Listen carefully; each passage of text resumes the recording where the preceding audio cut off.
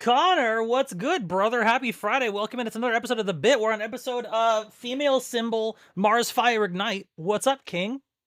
Brother, let me tell you, I got the perk. You got the perks? You got the perks in here, bro? Not only do I got the perks, I got the perk. Damn, we got the double perks? We got perks and perk? That's crazy. Yo, King, you got perks and perk? Oh my god. I'm trying to say tuberculosis, but I hit it with the mat and put the B with the P. I got tuberculosis. My boy's got the percatosis. Holy cannoli, he's got the percolating coffee. Percolosis, dude. I had that shit written down. Percolosis, King. Woo! Hell yeah, brother. It's not a good podcast episode if I'm not fucking up the intro. You know what I mean? Hey, I'm not listen. fucking up the goddamn intro. Did you fuck up the intro or did you put some spice on it? Let's Put some spice on it. You know what I'm saying? Oh, without spice, the spice with a B. Spice, bro. I hit it with the spice. Wee! Let me tell you, I got some things to talk about today. I got some things don't you think to it's weird? Speak on. Don't you think it's weird Matt never calls them the pyramids? Seems like he gets that one right every time. Fascinating. Yeah, it seems like he's a fucking alien. That's why he built them. You know what I'm saying? The Anunnaki, brother. He's a little spy. You know, me and Babe been watching the Transformers movies, and they implied that the Transformers built the pyramids. The Fallen, I believe. That's right. Well, and his little group of tribal Transformers, I think. No, they're like fight with spears and have a loincloth. Yeah, they don't actually transform. They're like supposed to be the equivalents of like the primes or whatever. Hey, can I say something crazy right now? Can I say something fun crazy right now? I know you're like the Transformers guy. I don't want to dunk too hard, but I feel like we're on the same page that the Bay movies kind of suck.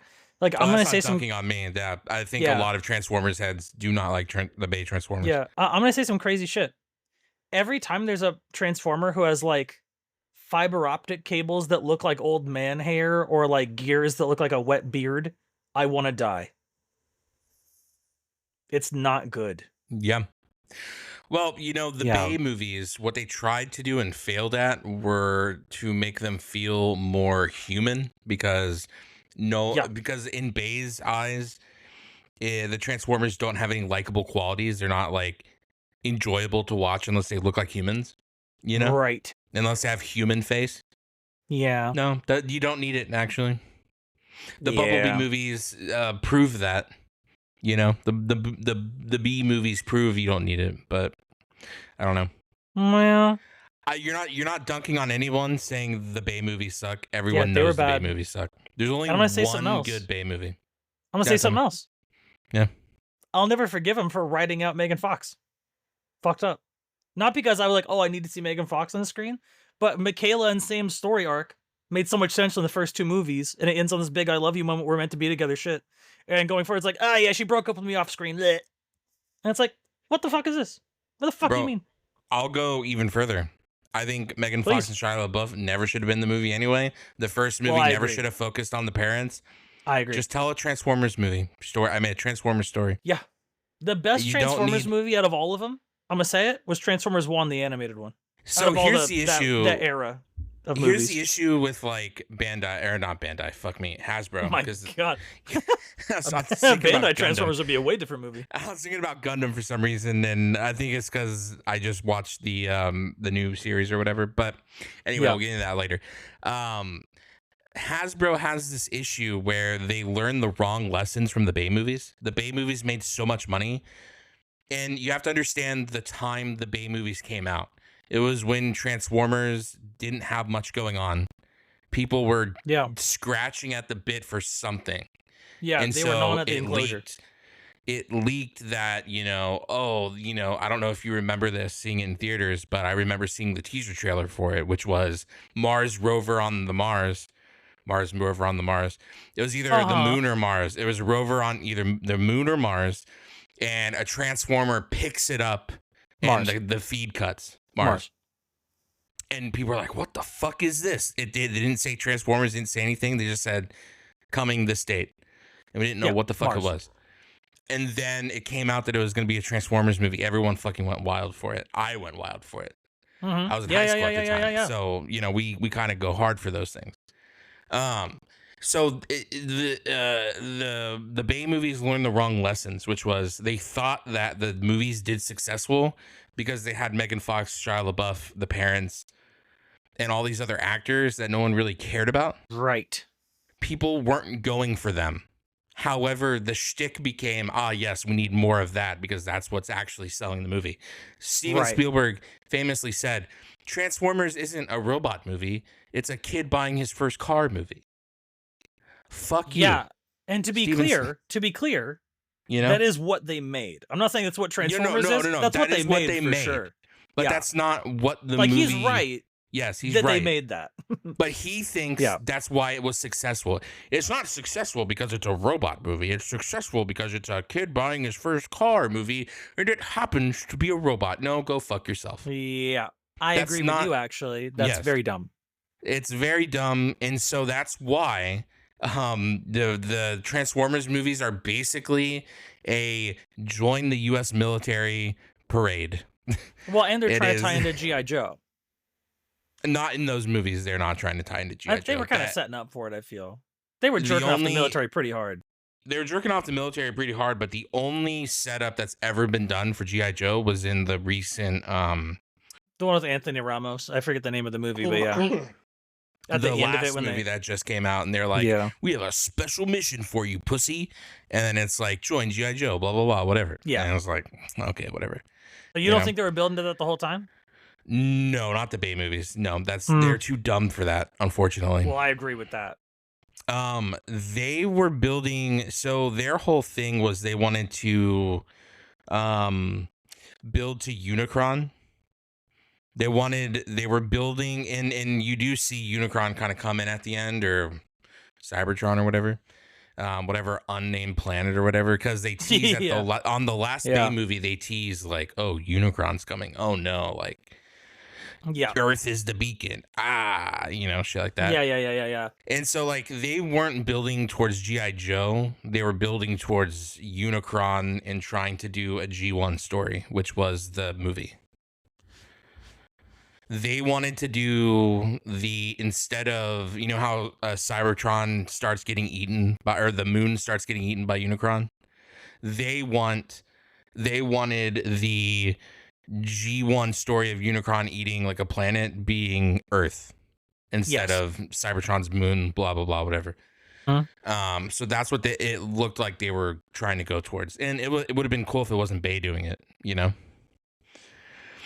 Who would you have preferred was a director and writer for the Transformers movies, live action ones? Do you have one in mind that you think would have done really well, or is it just like not Bay? Hear me out. This might be crazy. This might be insane. Hear me out. Sure. The brothers behind the Matrix movies before they went crazy and started like making shit movies. Like the Matrix 1 era? Like Matrix peak era. I think they would have done a really good future. They would have made Cybertron look really cool, and then they would have rooted it in the characters it should have been rooted in, which were the Transformer characters. Because even like Spike and Sam in the show, they aren't major characters in the show. They're side characters that kind of get hijinxed into stuff sometimes. Yeah. And sometimes they have episodes of their own, like when that wheelchair kid gets added into the cast. They start having their little hijinks, kind of like Sam and the wheelchair kid go on an adventure with Sunspot or something, or this other guy. Like it's like that. It's never the humans are the center point of the show, and that's where I think the Bay movies fucked up, because it's like it takes me, the major fuck up the Bay movies did is it takes me out of the movie whenever a fucking robot that is the size of a mid-sized building is being taken out by an M16. Brother, you're shooting hollow points at a robot and you're killing it, actually? No. They're using Sabo rounds and they have a lot of heat. And they also cut the hard lines, you know what I mean? But also fuck them for that. You know what I mean? Some things don't add. Cut the hard line to Air Force One. Yeah, they're in the fucking military base. Cut the hard lines. Shut the fuck up, brother. You're saying things that don't mean anything. You know what I mean? You're Yeah. saying, you're just saying things. You're saying a soup of things. Well, you might be surprised to hear this. Hey, I'm a bit critical. I'm kind of a critical guy. Yeah, That's not the surprising thing. I'm a bit of a critical guy. Yeah, tell me. And Babe famously is not that critical. Yeah. She hits me with a lot of, you don't need to think about that. You're thinking about the wrong thing. Quit focusing and just have fun. Kind of girly when she watches movies. Yeah. And even she, when I was sitting we were watching those movies, even she was like, hey, that doesn't make any sense. Why did they do that? Which part? The hardline thing? Several parts. Oh, interesting. Like over the course of movies like 2 and 3, she was just like, hey, wait, what? It's like if in Gundam Wing, the Gundams land on Earth and then like they shoot a gun at it and it like dents the Gundanium armor. What do you mean? They're fucking from a different planet. Yeah. Built with different metal from that planet, and you're gonna maybe tell the metal's me, really soft. You're gonna tell me that Sabo rounds. Look, I'm not a gun guy. I don't play Tarkov. You know what I mean? I'm not a guy like that. I don't think a bunch of Sabo rounds and a fucking missile from an M16 or a fighter jet is gonna do much damage to a huge robot that's shooting fucking laser cannons. By the way, laser cannons. Well, you know what laser I mean? cannons are only effective Sabo rounds.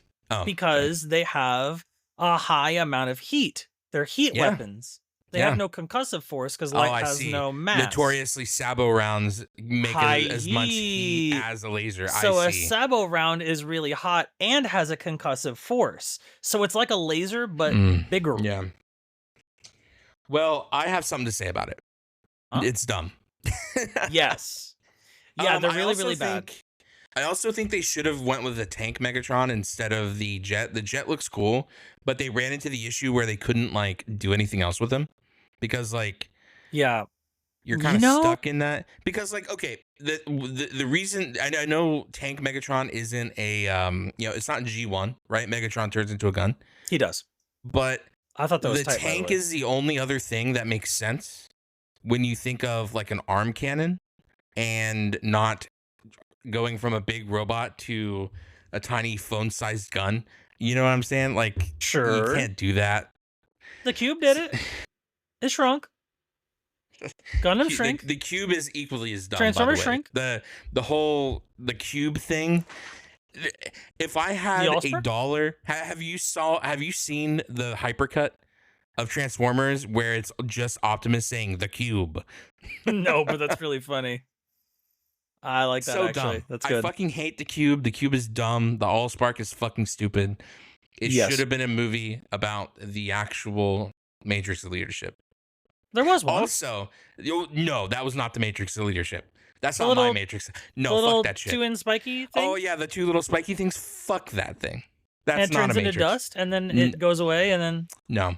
And they put it in a sock. They put the powder in a sock, and then and they go across the fucking desert and shit. No, that's so stupid. Yeah, and then Sam dies, and then the old Primes as ghosts say, "Hey, you earned the Matrix," and then it reforms from dust. Yeah, and then you remember the old Daredevil movies and the old Elektra movies, and when every superhero had to, when every superhero had to have either like dark red leather or black leather as their like get up.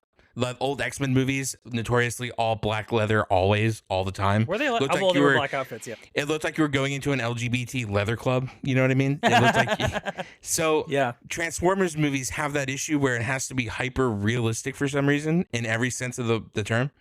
Like Optimus their eyes are just a bunch of little gear thingies and shit. Optimus has to have 4 million moving parts at any given time because we have money to just throw at this, and also we just want him to look like a monster. Yeah, the Spark, the Matrix, being a little twisty fucking horn thing, stupid as fuck. Dumb as fuck. What is it supposed to look like? You've seen it. That was like the two-handled little thing, right? Yeah. Like the two-handled little thing could have been anything else. Could have been anything else. Look, I'm saying it doesn't have to look like G1 Matrix does, but don't make it look like the fucking twist. Make it look like you fucked like cinnamon twist from Taco Bell. Yeah, don't make it look like it's a fucking cinnamon twist fuck up and they threw it out. You know, bad batch. Let's throw it out. It looks dumb. Yeah. It looks dumb as fuck. I'm gonna say something. I'm gonna say some things. I also have a lot to say about these movies. You and I both have things. Yeah, it's And you're it's a dumb as big fuck. Transformers head. I'm not. Yeah. I'm a casual in Transformer space, to say Mhm. the least. Yeah. Uh yeah, hear me out. Fuck those movies, I guess, is where I want to start. But Well, like yeah. No, I the think first I'm one on was board. fine enough as a film, not as a Transformers movie, but as like just as a thing to watch. It was like fine enough. Well, yeah, because you had Bernie Mac who had a little you had these little cameos that were funny or whatever. You Yeah. know, Yeah. Bernie's Yeah. dead now. We can't have him in every single film. Yep. Yep. Sucks. Shout out to the Mac. So And then like you had these like fun little moments, yeah. but then the second movie had to have more of those. The third movie had to have more of those. The fourth movie, and then we put Mark Wahlberg in for some reason. Fuck Yeah, Mark over Wahlberg. Sam Witwicky, who for Shia LaBeouf, who, by the way, do you? I don't know if you have this lore or not about those movies. Do you know what happens to Sam Witwicky after they write him out? No, I don't, and I never really cared. If I'm being honest, I don't because I Well, don't know. Not because I don't know, but because I well, never sure. like No, of cared to. course. But buckle, check this out. The Sure. director confirmed later, just kind of passively in an interview, and there was like a little scene that kind of hints at between movies 4 and 5, he just dies off screen like a bitch. Good. He just dies. Good. They're like, oh fuck that guy. Good. I thought that was really weird. And by the way, Sam Witwicky, bad fucking character, shit character. These are the same Bay movies, right? You know why Bay killed him off, probably off screen? Because I don't know if you knew this or not, but Megan Fox came out and like talked shit about Bay. No, that And I didn't know then- about. And Yep. then Shia LaBeouf like parroted that in a way. He didn't like he didn't Yeah, specifically famously, say he was like something. sympathetic to her side of the situation. Yeah, yes, famously sympathetic to that side. And if you know Bay, you don't go against Bay because Bay That's is really Bay. funny. Sure. And so you get killed off when you go against Bay. That's what happens. Yeah. You die. Yeah. And that's not even a That's just a Bay conspiracy thing in theory. general. That is if notoriously in perpetuity you get shit on by Bay if Yeah. you are not on Bay's side or if whatever, you know. And notoriously he shoots like a 5-year-old kid. Oh, big boobies in scene Lamau, you know, like, oh, but you know, Yeah. he's shooting for the straight male, and that's great. That's great. Love that for him. Sure. He's also shooting for that like 10-year-old who wants a cooter shot. Unfortunately. Yes. You know what I mean? That's the Michael Bay filming in a nutshell. And big Yeah, I think you're explosions. right about that. Yeah. I agree. Yeah, Yeah, and that- he is doing And that. look, I'm not saying it's good or bad, you know. Don't have a stake in that No dog in in the that race. pool. Yeah, no dog in the race. But I do think it's one of those things where the Bay movies were bad because of the writers, but also because of Bay as well. And don't get me wrong, like Industrial Lights and Magic did a really good job. Like the Transformers they for brought the time. to life a vision. It just happened to be a shitty vision. Yeah, like the Transformers original movies walked so B could look as good as it does. We got the Bay style and that fell off really quick. And then we got the B movie style, which was more of a cross between G1 and what G1 could look like on the screen. And that was better. And people don't know what we're talking about. If you know the famous Dragon Ball Z evolution, Just no Z, actually, if you can imagine. the B movies were more of a Dragon Ball evolution. I mean, not B movies, sorry. The Bay movies were more akin to a Dragon Ball evolution. And then the B movies built on that and made them better, essentially. Also, Yes. I want to say this. Transformers succeeds when it's animated. Just keep it animated. Yes. Keep it animated, please. Well, I and agree with that. not the Korean blocky animation where they can't move their arms. Good animation. Yeah. Not Energon, Cybertron, Armada. The other ones. Anything else other than Yeah. those. Please. Well, you know, Fuck it's me. fascinating you say that. It's really interesting you say that. And I'm going to toss this out here. I'm going to say it. I have a take. about animation in general. I wonder if this is gonna sound crazy or not. Uh so and again, I hate to do this because I understand I have a bit of a habit of this. So you know how like first generation Pokemon are all kind of like simple, but then like every generation of Pokemon, they're a little more over designed because they're using hardware that's a little better and graphics engines are a little better and they have like the liberty to make more complicated Pokemon. I've always thought the under-designed ones look better, just Yeah, in G1 general. looks better. Yeah, you're And, right. right, and G1 Transformers are very like simply colored, very, blocky or like they're not that complex visually. And I've always thought that that was better for conveying characters and conveying things. And I guess they were worried that would look too simple, perhaps, or Yeah, some shit like that. But man, that like lots of gears bullshit looks really fucking ugly, dude. it does. No, I agree. I Like think Optimus has predator there's, mouth until he gets that dumb visor thing, but like yeah, the same. visor thing also looks shit, but in the cartoon it's tight. Yeah. Yeah. Yeah, no. So so there were two cartoons that stand out to mind after the movies came out. One was called Transformers Animated, which felt like a Teen Titans meets G1 vibe. They were very cylindrical, but not in more of a G1 vibe than a Bay Sure. style. Yeah, sure, And sure, then sure. Transformers Prime was more of a base style, but toned down and better looking, if you could imagine.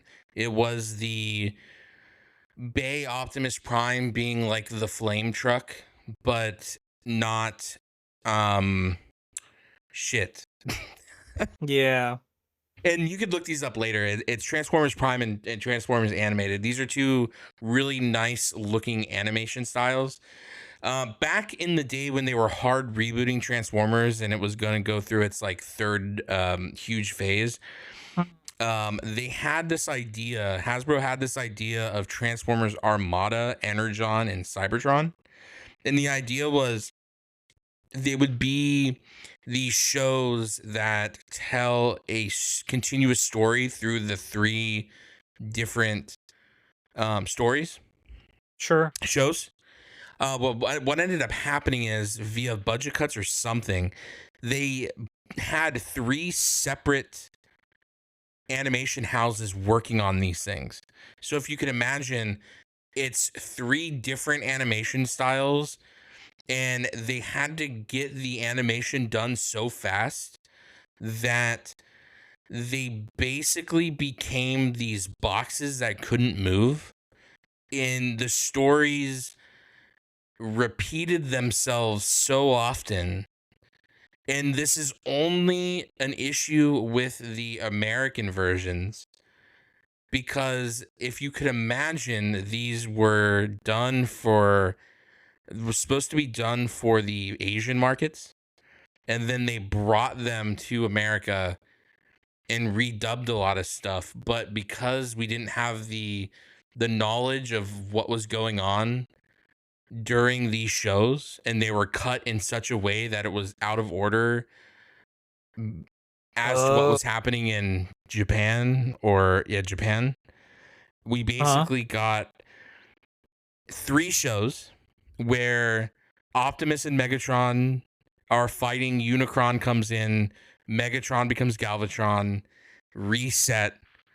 Optimus and Megatron fighting. Somehow Megatron has gone from Galvatron back to Megatron, then becomes Galvatron again. The Okay. third series, which again, this was supposed to be a continuous story, Yeah. reset. Megatron is Megatron again, not Galvatron. Turns back into Megatron via a power spike of some sort Sure. mid-season. So it's literally three shows, the same things are happening, but worse animation every time, Lamau. Wow. It's bad. Interesting. I And kind of fuck if with that a little bit in a way. and I'll have to send you, hold on, I'll have to Oh yeah, we got deets for me. yeah, yeah. Okay. Yeah, I'm in. I fuck with that.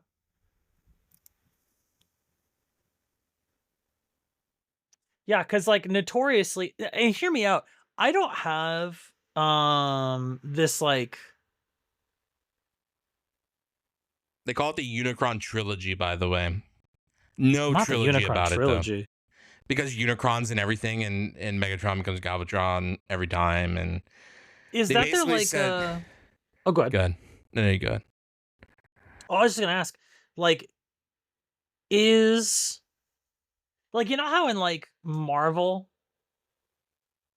or no, excuse me, DC rather, in DC, it always kind of goes like they're always building up to the same bullshit of like the Crisis Oh, on Infinite sure, Earths over and over and over in every reboot yeah. every time. So in Is this this like era, their is that like their Crisis as like the Unicron shit? of Transformers, Unicron is like the pinnacle ultimate bad because Unicron eats planets, Lamau, and we like Right. planets, so we need them. We do like Um, planets. and they're so yes, there are repeated themes like Marvel and um DC. There are these repeated Right. themes. Depends on how good they're done, though. That's the thing. Some of this Sure. shit is just fucking abysmal. Like, abysmal. I can't say Sure. it enough. Abysmal. That's really funny. Yeah, because I in my mind, right, it feels like there's a lot of stories you could tell in Transformers world if you really wanted to. Uh and it feels like maybe they don't do that much. Instead, it kind of feels like they tell not that many stories. I think these days they are trying to tell different stories and make the lore a bit better. So the issue with Transformers was with Hasbro has always been it's always toys first. So they would Yeah. get a toy line together and then a director or a writer would just write a story.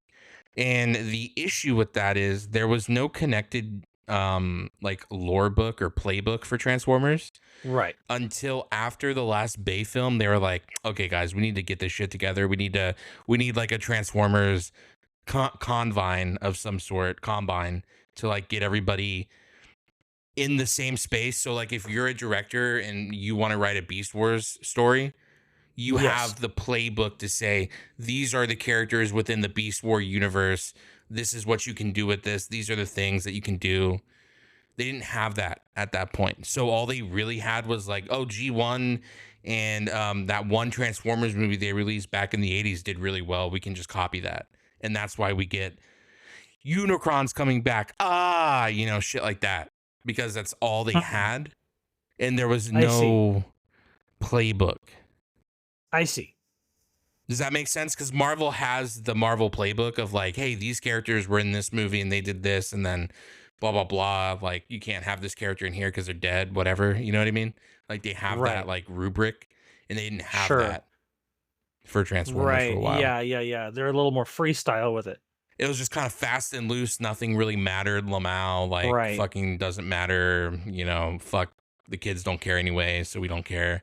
But of course, then Transformers started falling off. And then they had to do something about it. Yeah.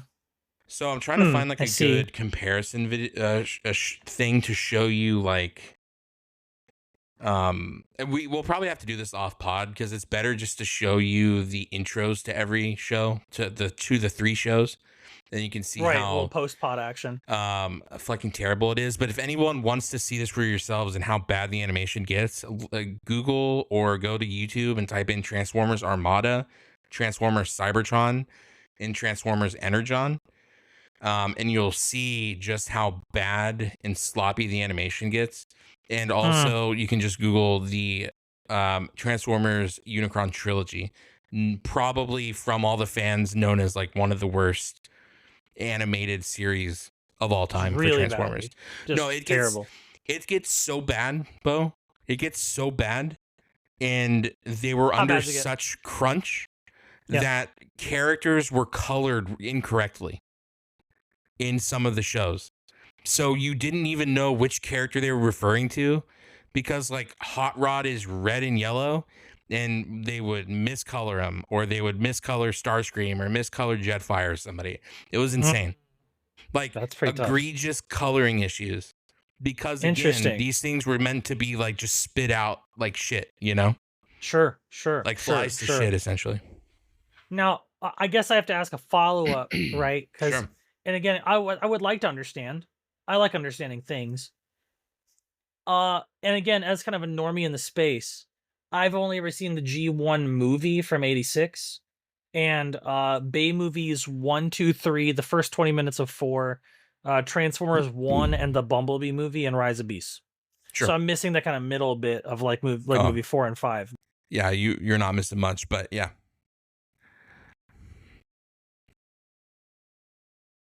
Sure. Sure. Sure. I think I can confidently say I've seen all of the American shown and some Japanese only Transformers Beast Wars stuff. Okay. I've pretty much seen everything. However, some things I haven't seen in like, like I can look at my shelf back here and I have the 20th anniversary G1 collection of Right. the whole show or whatever, you know what I mean? But Sure. have I watched G1 in the last 6-7 years? No. Why would I need to at this point at the moment? Sure. But I have knowledge of pretty much everything Okay. that I've seen So in so parts. let me ask you this, a little Yeah. little question mark in my brain. And I'm gonna explain my perspective, and then if you could like correct and fill holes, that'd be great. Uh-huh. I don't think I understand Megatron's motivation. And it seems to me that so far, to the best of my ability to piece it together, if I understand the lore, Optimus Prime was not always Optimus Prime. He was generally Orion Pax, and he was like a minor robot or something with D12 or D9 or whatever his name is. That's who is Megatron before he is Megatron, right? D6, what's his name?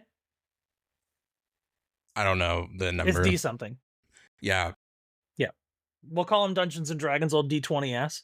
Yeah, he's And Megatron. I don't know like his yeah, signifier number in pre-Megatron one. I've designation. only seen one once, but I mean it's a good movie. Yeah. So my understanding of his motivation is that they're both minor guys and they're friends and they're homies. And then they find out that the guy who they think is their big hero guy is like a piece of shit, and that they're Well, under like a caste system for no reason, just because of like greed. specifically in Transformers 1, yes. This isn't Right. a so to be clear to just so you're aware, Transformers um the story in Transformers 1, that is not the overarching story of Transformers. Right. So That that's is like not a supposed to be retelling of the OG lore. That's like a new lore. reboot of the IP for the newer audience to combine everything that's happened from G1 till now in Okay, a consistent story. I see. So to Yes. be clear, that is not like a retelling of OG lore. That's like new lore. Yeah, so to get you up to speed, in G1, Optimus and Megatron are not brothers. They're not brothers relatively or just brothers in the sense of Like like, they're just two dudes. brother. Optimus is Orion Pax and he gets blasted down by Megatron. Megatron is just a He's a fucking guy. like the Decepticons in G1 are like military bots. Orion Sure. Pax like He Orion was just Pax like a is guy, right? just like a guy, just like the working class of Cybertron Yeah, just gets blue collar dude. beat down, blasted down, killed by Megatron, and then Alpha Trion rebuilds him Okay. into what is supposed to be like the defending force against what this military group has done to Cybertron, essentially, which Okay. is Megatron. Sure. Megatron is set up 1000% to be a bad guy. Just an unlikable piece of shit guy. I think this is the easiest way to put this. Transformers is supposed to be set up in the sense of the West is good, Nazis are bad. Okay. If you watch G1, you see a lot of comparisons to the Decepticons being like the Nazis or the Reds, you know what I mean? The communists. It's very much you listen, you do, you die if you don't. Okay. So that is early Transformers essentially. You have the I see. good guys and you have the good guys and the comically bad guys. And Okay. I say comically bad, not funny, but like they're just straight up Google bad guy, and Transformers is the cookie cutter of that, Sure. with their bad guys. Okay. So Yeah. Megatron is not made to be like, he's not really supposed to have like relatable or understandable motivations. He's just there to be like, I'm a piece of shit and I'm a bad guy. I see. Because I noticed in the Bay movies, Mhm. right? In the Bay movies, there is some disparity in my understanding. Because first of all, again, my lore understanding is coming from some holes. And it seems like in the Bay movies, Megatron is just a guy who thinks enslaving and crushing and being a tyrant is like tight. Well, okay, let me rephrase. So, I guess to be very specific, in G1, I guess they are. So I don't think this is told in the cartoon, but I think I'm remembering from like the comics that kind of gets briefly touched on in the cartoon. I can't tell you which one came first. I think that maybe the comics happened and then this was kind of briefly touched on in the cartoon. In the cartoon, I believe Megatron is referred to as D16. I believe that at one point the Transformers on Cybertron were all under one faction. Hmm. And then with Megatron wanting power, he fractured that unity. And then the Autobots were created via Alpha Trion to fight that fractured unity. So there was Okay. unity on Cybertron, and then that unity fractured because of a power differential. Now, in Transformers 1, that power differential's explained differently. It's explained via the Transformer cog or whatever being of like a prime. And when you put that Transformer cog in, that kind of changes your personality or whatever into more of how that prime was in a way, right? Okay. Okay. Because Okay. you remember in Transformers 1, Megatron does have the tendency to be a little aggressive sometimes when A he's little bit, a angry. little bit, a little bit. And then the Transformers cog kind of accelerates that to another extent. It's kind of like Bruce Right. Banner gets angry, Hulk makes him times 10 angry. It's like that. So Optimus obviously gets the Matrix of Leadership, and then that is like symbolically, that is like the combined wisdom of all the other primes before him, right? Okay. Sure. And so the cog for Megatron is like the aggression of that, the combined aggression of all the ones who had that cog before him. So that's kind of I see. the battle in 1. And then in G1 specifically, the fracture comes from obviously Megatron wanting more power and then having a different idea of what that power should be for the future of Cybertron versus what Alpha Right. Trion and the Autobots and Primes wanted for that, if that makes sense. Okay. It's I see. a different of opinions, like how there's the Autobots standing for freedom, democracy, Yeah. Megatron standing for rule, communism. I just want to Sure. specifically say that because I don't think I explained it very well No, originally, yeah, and I I wanted no, to I get what you're laying down retouch for on sure, that. for sure, for sure. Yeah, I'm sure all you listeners are following I wanted along. to be specifically.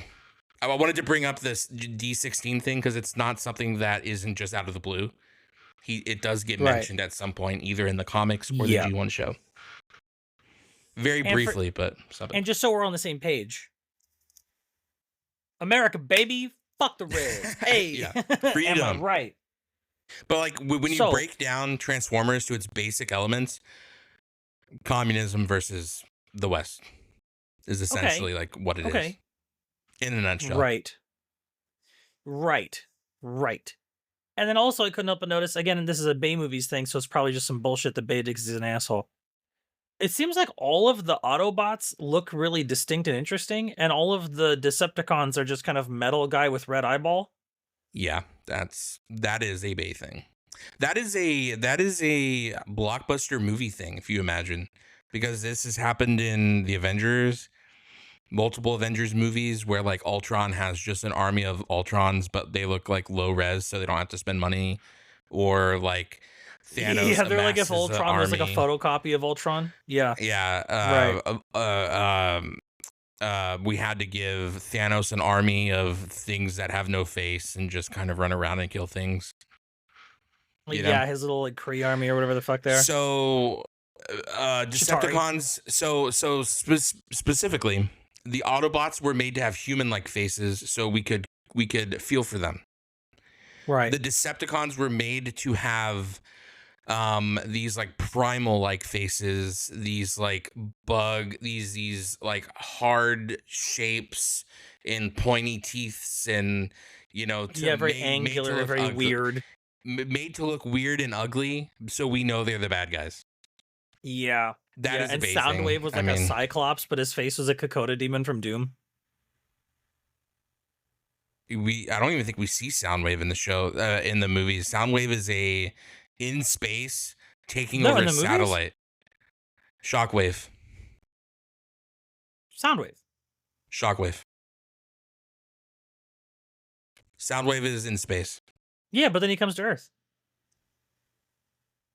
Right? He's like the one-eyed guy that's like commanding the drilly bot, and he like sends out the tiger thing, and right? In the third one? Surely that's Soundwave. I mean, Shockwave is also there. There is also Shockwave. But Soundwave has like the leopard, right? And the bird? Or no?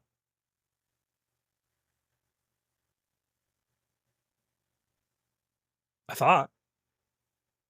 They have very similar names, Soundwave, Shockwave. Well, so I'm having trouble because Bay, there's a lot of Cyclops Transformers in the Bay movies, unfortunately. That's very funny. So I'm trying to. So Soundwave had a toy that was like a sports car, and I'm trying to see if he was in the movie because he is seen in space. I remember him being seen from space. Yeah. Shockwave notoriously has a Cyclops eye. Are you speaking of this Transformer? DMs. Sure. Because this would be Shockwave. Yes, that is Shockwave. However, this is Shockwave. However, Soundwave does show up in the town. In Chicago during the battle. He drops down to help. He's like a Mercedes. Yeah, he's not a Cyclops in that. Yeah. So yes, I was getting them mixed up, but also he does show up in town and like fight. I don't even think he is in space for sure. I don't even think they fucking name drop him. I don't even remember him being in the town. That's insane. Ugh. Yeah. No, he shows up and he's like, "I'm a guy. Let's fuck around." I hate because he is specifically the car that the bad guy boss gifts to Sam Witwicky's new girlfriend Carly. He's the same Mercedes. Yeah, the silver Mercedes he gives her. Bro, it's so not Soundwave that like I even forgot that he existed in that sense. Yeah. It's so frustrating. No, I hear you. That's so frustrating. For sure. Yeah, I hear you. Well, you said Cyclops, and I was like, that I don't remember him ever being a Cyclops. Bodies confused. I was getting those confused. So the Cyclops is Shockwave. However, this would be the toy I was looking at just now when I was like, well, he was a sports car or whatever. Yeah, he was a little Mercedes guy. Yeah, man, the Bay movies just ruined a lot. And here's the thing, when you have a character that is so iconic for what he is, which the boombox Does he have thing, like a he can be cassette in whatever. his chest, and the cassette's like a little guy? Yeah, I Like it have him pops on my out and shelf. transforms? Yeah, Yeah. I have him on my shelf over here. Yeah. It was really cool. The toy has a cassette, like he can fit 4 cassettes in his chest, and they transform into the little Yeah, robots. that's Toot. That's Toot? That's tight. Not Toot. Different thing. He's I'm one trying of to my say tight and favorite cool at the same Transformers. time. It came out Toot. Him and Blaster are probably one of my favorite Transformers. Yeah. You know what? I fuck with the because he has like a red visor too, right? Like Cyclops style. Like Cyclops the X-Man. Soundwave red visor. You know, you might be thinking Blaster. Okay. Blaster was the orange boombox. Oh no, he does have a red visor. Yeah, no, I was gonna say I think I'm thinking of the right guy. Yeah. Yeah, he's like a blue dude with like a So you have silver legs. Yeah. that guy. Yeah. He's got like that Predator shoulder cannon, but it's a minigun for some reason. Insane. The battery. That's like the battery pack on the back of it. Oh, that's tight. Yeah.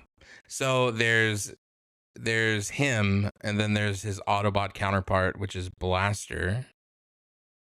Yeah, Fucking I love really Blaster like too. I really like how blocky they are, like Voltron. Like they're blocky in a good way. Like Yeah, no, Megazords they're and some shit blocky from in a Power way Rangers. that feels good. You know. Yeah, agreed. Yeah, and whatever like the Bay movie version where they're just like jagged weird metal and all this shit, it's bad. It's bad. Yeah. Now, like, what you're seeing here are like the newer renditions, obviously, of them. Back in the day, like the toys were kind of tough, obviously, because, like, obviously the mechanics of transforming toys get better as the the technology gets better. So like now we have like really nice Transformers toys, and because the blocky body profile is so easy to manipulate into stuff, the blocky G1 style Transformers are really good these days. I see. But they weren't always that great. I actually had a collection of old 80s Transformers toys that I was collecting back when I was younger. And you can definitely see like, I have in my room a collection of some 70s books, and then I have all of Armada, all of War Within, all of the DW original G1 Transformers book line. And I'm not talking like compendium books. I'm talking like actual sleeved comic books. Right. No, of course. Yeah, like notoriously, my dad and I didn't get along very much. But there's there's a couple good memories, good core memories, and going to the comic book store with him is one of those very fun core memories from back in the day. That's actually really cute. I love that. Yeah. Sometimes you gotta have a cute little memory like that. Yeah, for sure. And being in those shops all the time, I would see the old Transformers toys and pick some up sometimes, and amassed a little collection of old school 70s and 80s toys. Kind of fucking cute, actually. Mm-hmm. You know what's really cool? Some of the unreleased like Micromaster line and stuff, like the stuff that Transformers turned into or came from. Micromasters, Mini Masters, and all that kind of shit.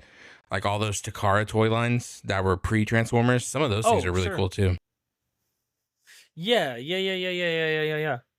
No, those are like old style.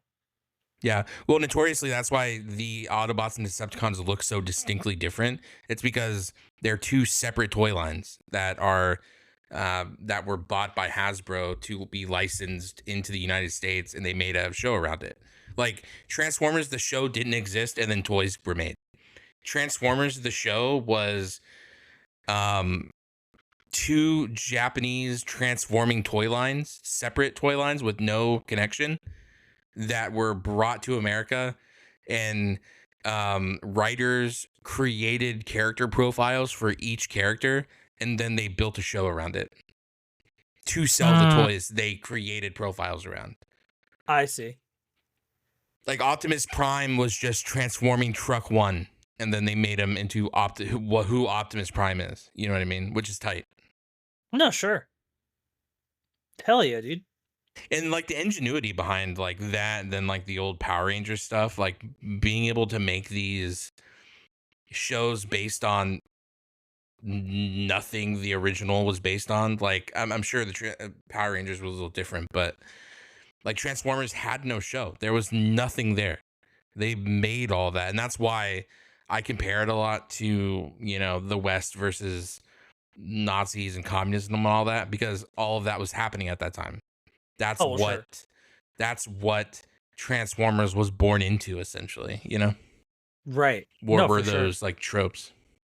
Well, I'll tell you what too. This is kind of funny. I was just talking to Babe about this recently. I don't know if you knew this or not. I don't think you ever have you and I have ever talked about this. But my grandpa used to be a toy manufacturer representative. Like it was his job You've to be told me about that. yeah, it was his job to be like the guy who, would take some products. Camera. Are you good? And audio listeners, my camera getting fuzzy. And he would take these toys to like, New York toy fairs and like to different retailers and be like, hey, let me pitch you this toy so you can like buy a bunch and sell them in your Sure. store. And he originally, now I could have this name wrong because it's a Japanese name, which I know Japanese, that's fine, but my grandpa doesn't, and he like famously like harakiri is like when you sewer slide, sewer slide in Japan. Harakiri is the term for that. And back in the day, in the old World War days, the Harry Carry is how they would pronounce it, the good old boys from the forces. So he Sure. might be saying it wrong, and as a result, I don't know what the actual, you know what I mean? It's like one of those things. Yeah. So he used to say it was Marakai. I believe it's Maruka. I could be wrong.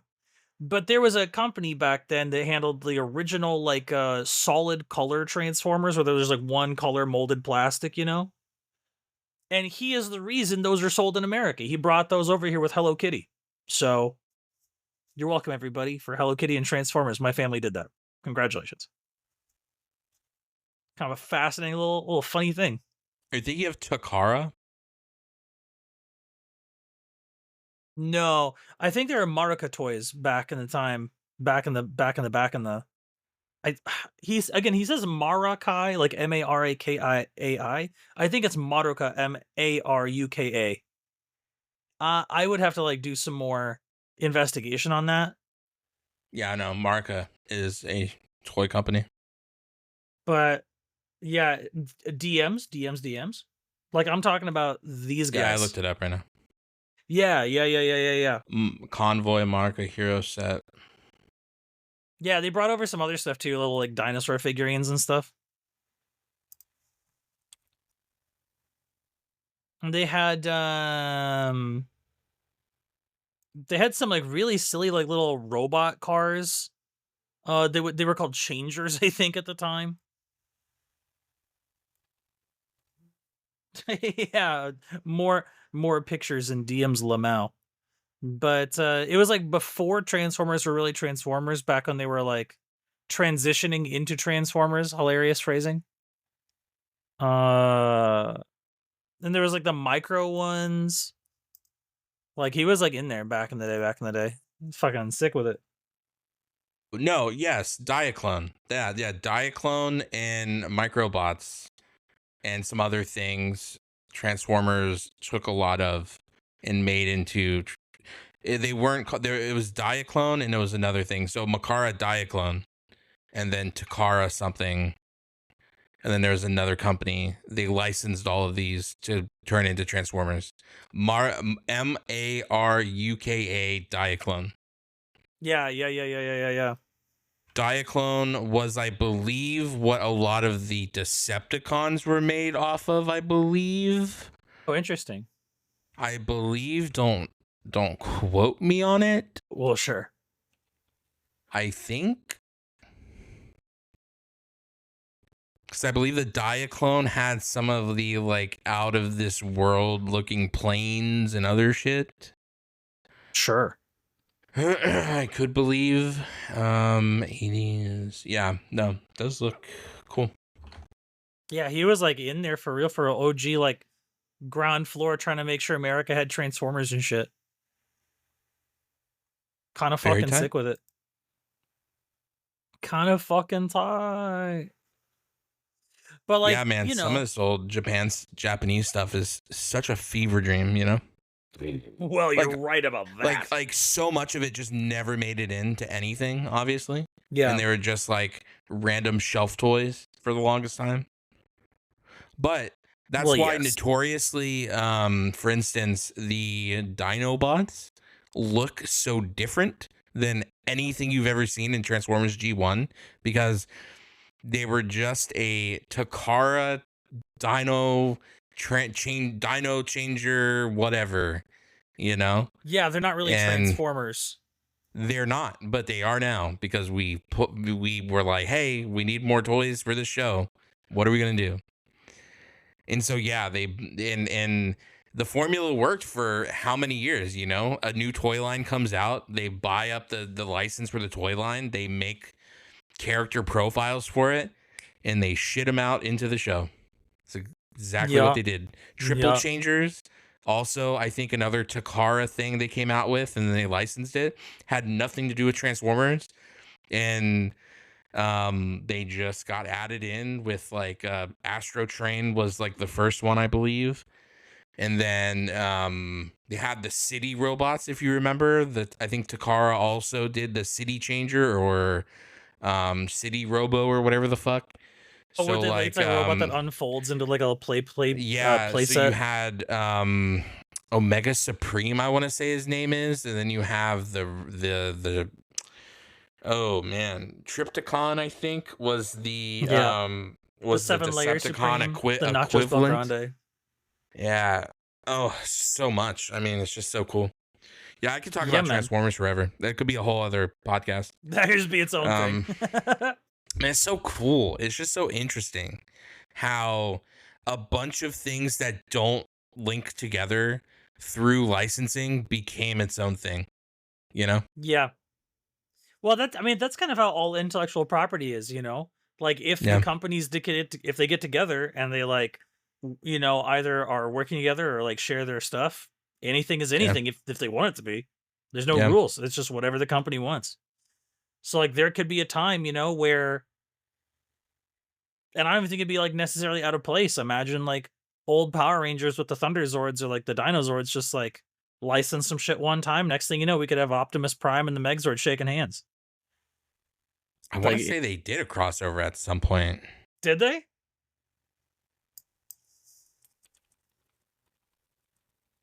Um, That'd be kind of tight if they did.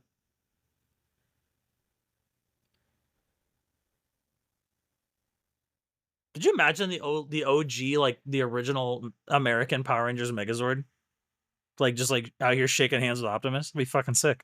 oh, dude, if they did a original Megazord, what it would have to be a combiner set. It would have to be like a Devastator set where the Mastodon, the Triceratops, Saber-tooth Tiger, all of those transform into their own robot, and then they combine to make the Megazord in Yeah. a Transformers style way. Would be tight. Dog, check this out. Hear me out. Tell me. It's Power Rangers, right? Yeah. OG like Power Rangers original, like Mighty Morphin, Yeah. which I guess is not original. It says like 15 seasons before that in Japan, but like I'm talking about the American shit. So like Mighty Morphin Power Rangers show up 1993, those old ass suits. Like halfway through season 2, yo, Zordon told us there's some shit we had a view on the viewing globe. Oh god, aliens are coming. There's a new aliens. Aliens Oh, are it's showing just up. like And the Megatron Transformers crashing land. Earth. Yeah. The Transformers That's land, the tight. Decepticons Autobots, and then the Autobots, the first thing they scan is the Zords. Like during a battle. That'd be tight. Imagine Optimus Prime is the fucking red T-Rex. I feel like it would have to They be during goated Zeo because then the Decepticons have to side with the Cog Army, the the Machine Cog Army. and the Machine Empire. That Yeah, would be great. Oh my god, dude! Imagine yeah. Megatron kills King Cog. And he takes over the Cog Oh, he Army. fucking takes over, and like the Yeah, he moon does is like their base. yeah, like the way Yeah, that like Zed took over for Rita before they ended up as a couple or whatever. Imagine like yeah. trying, yo, that'd be kind of big. And then like Starscream is Nah, like sick. his Goldar. Yeah, Yeah. give him That'd be wings pretty as like a little big. just goofball, like Yeah, Goldar wings. yeah. That'd be kind of tight, not gonna lie. Yeah, I'd be kind of sick actually. I think that'd make a lot of money. Doug, I just Well, be I don't having know how ideas, much bro. buying power Zeo has these days, but I thought it was a Probably good zero. season. Probably none at all. If I had to like shot in the dark it, I'm gonna go out on a limb and say absolutely fucking none. Wait, one of the best fucking intros to a show though. I think we Yeah, you talked do about really this. love the Zeo opening. We have talked about that. Well, the You're Zeo about that opening Zeo opening. is not only is Zeo a callback to the original with like how the The chord command chamber progression set and the up, lyrics is but the chord Oh, you mean, progression like, in the of the yeah. show. Well, not only in the show, but the opener of the show being a callback to the original show in such a way for the chord progression and the lyrics. Yeah. Like stronger than before goes Zeo, but it's in that like it's you could close your eyes and be like, oh wow, this is a Unforgiven Part 2, you know what I mean? Like it's Yeah. such a close your eyes and you can see it.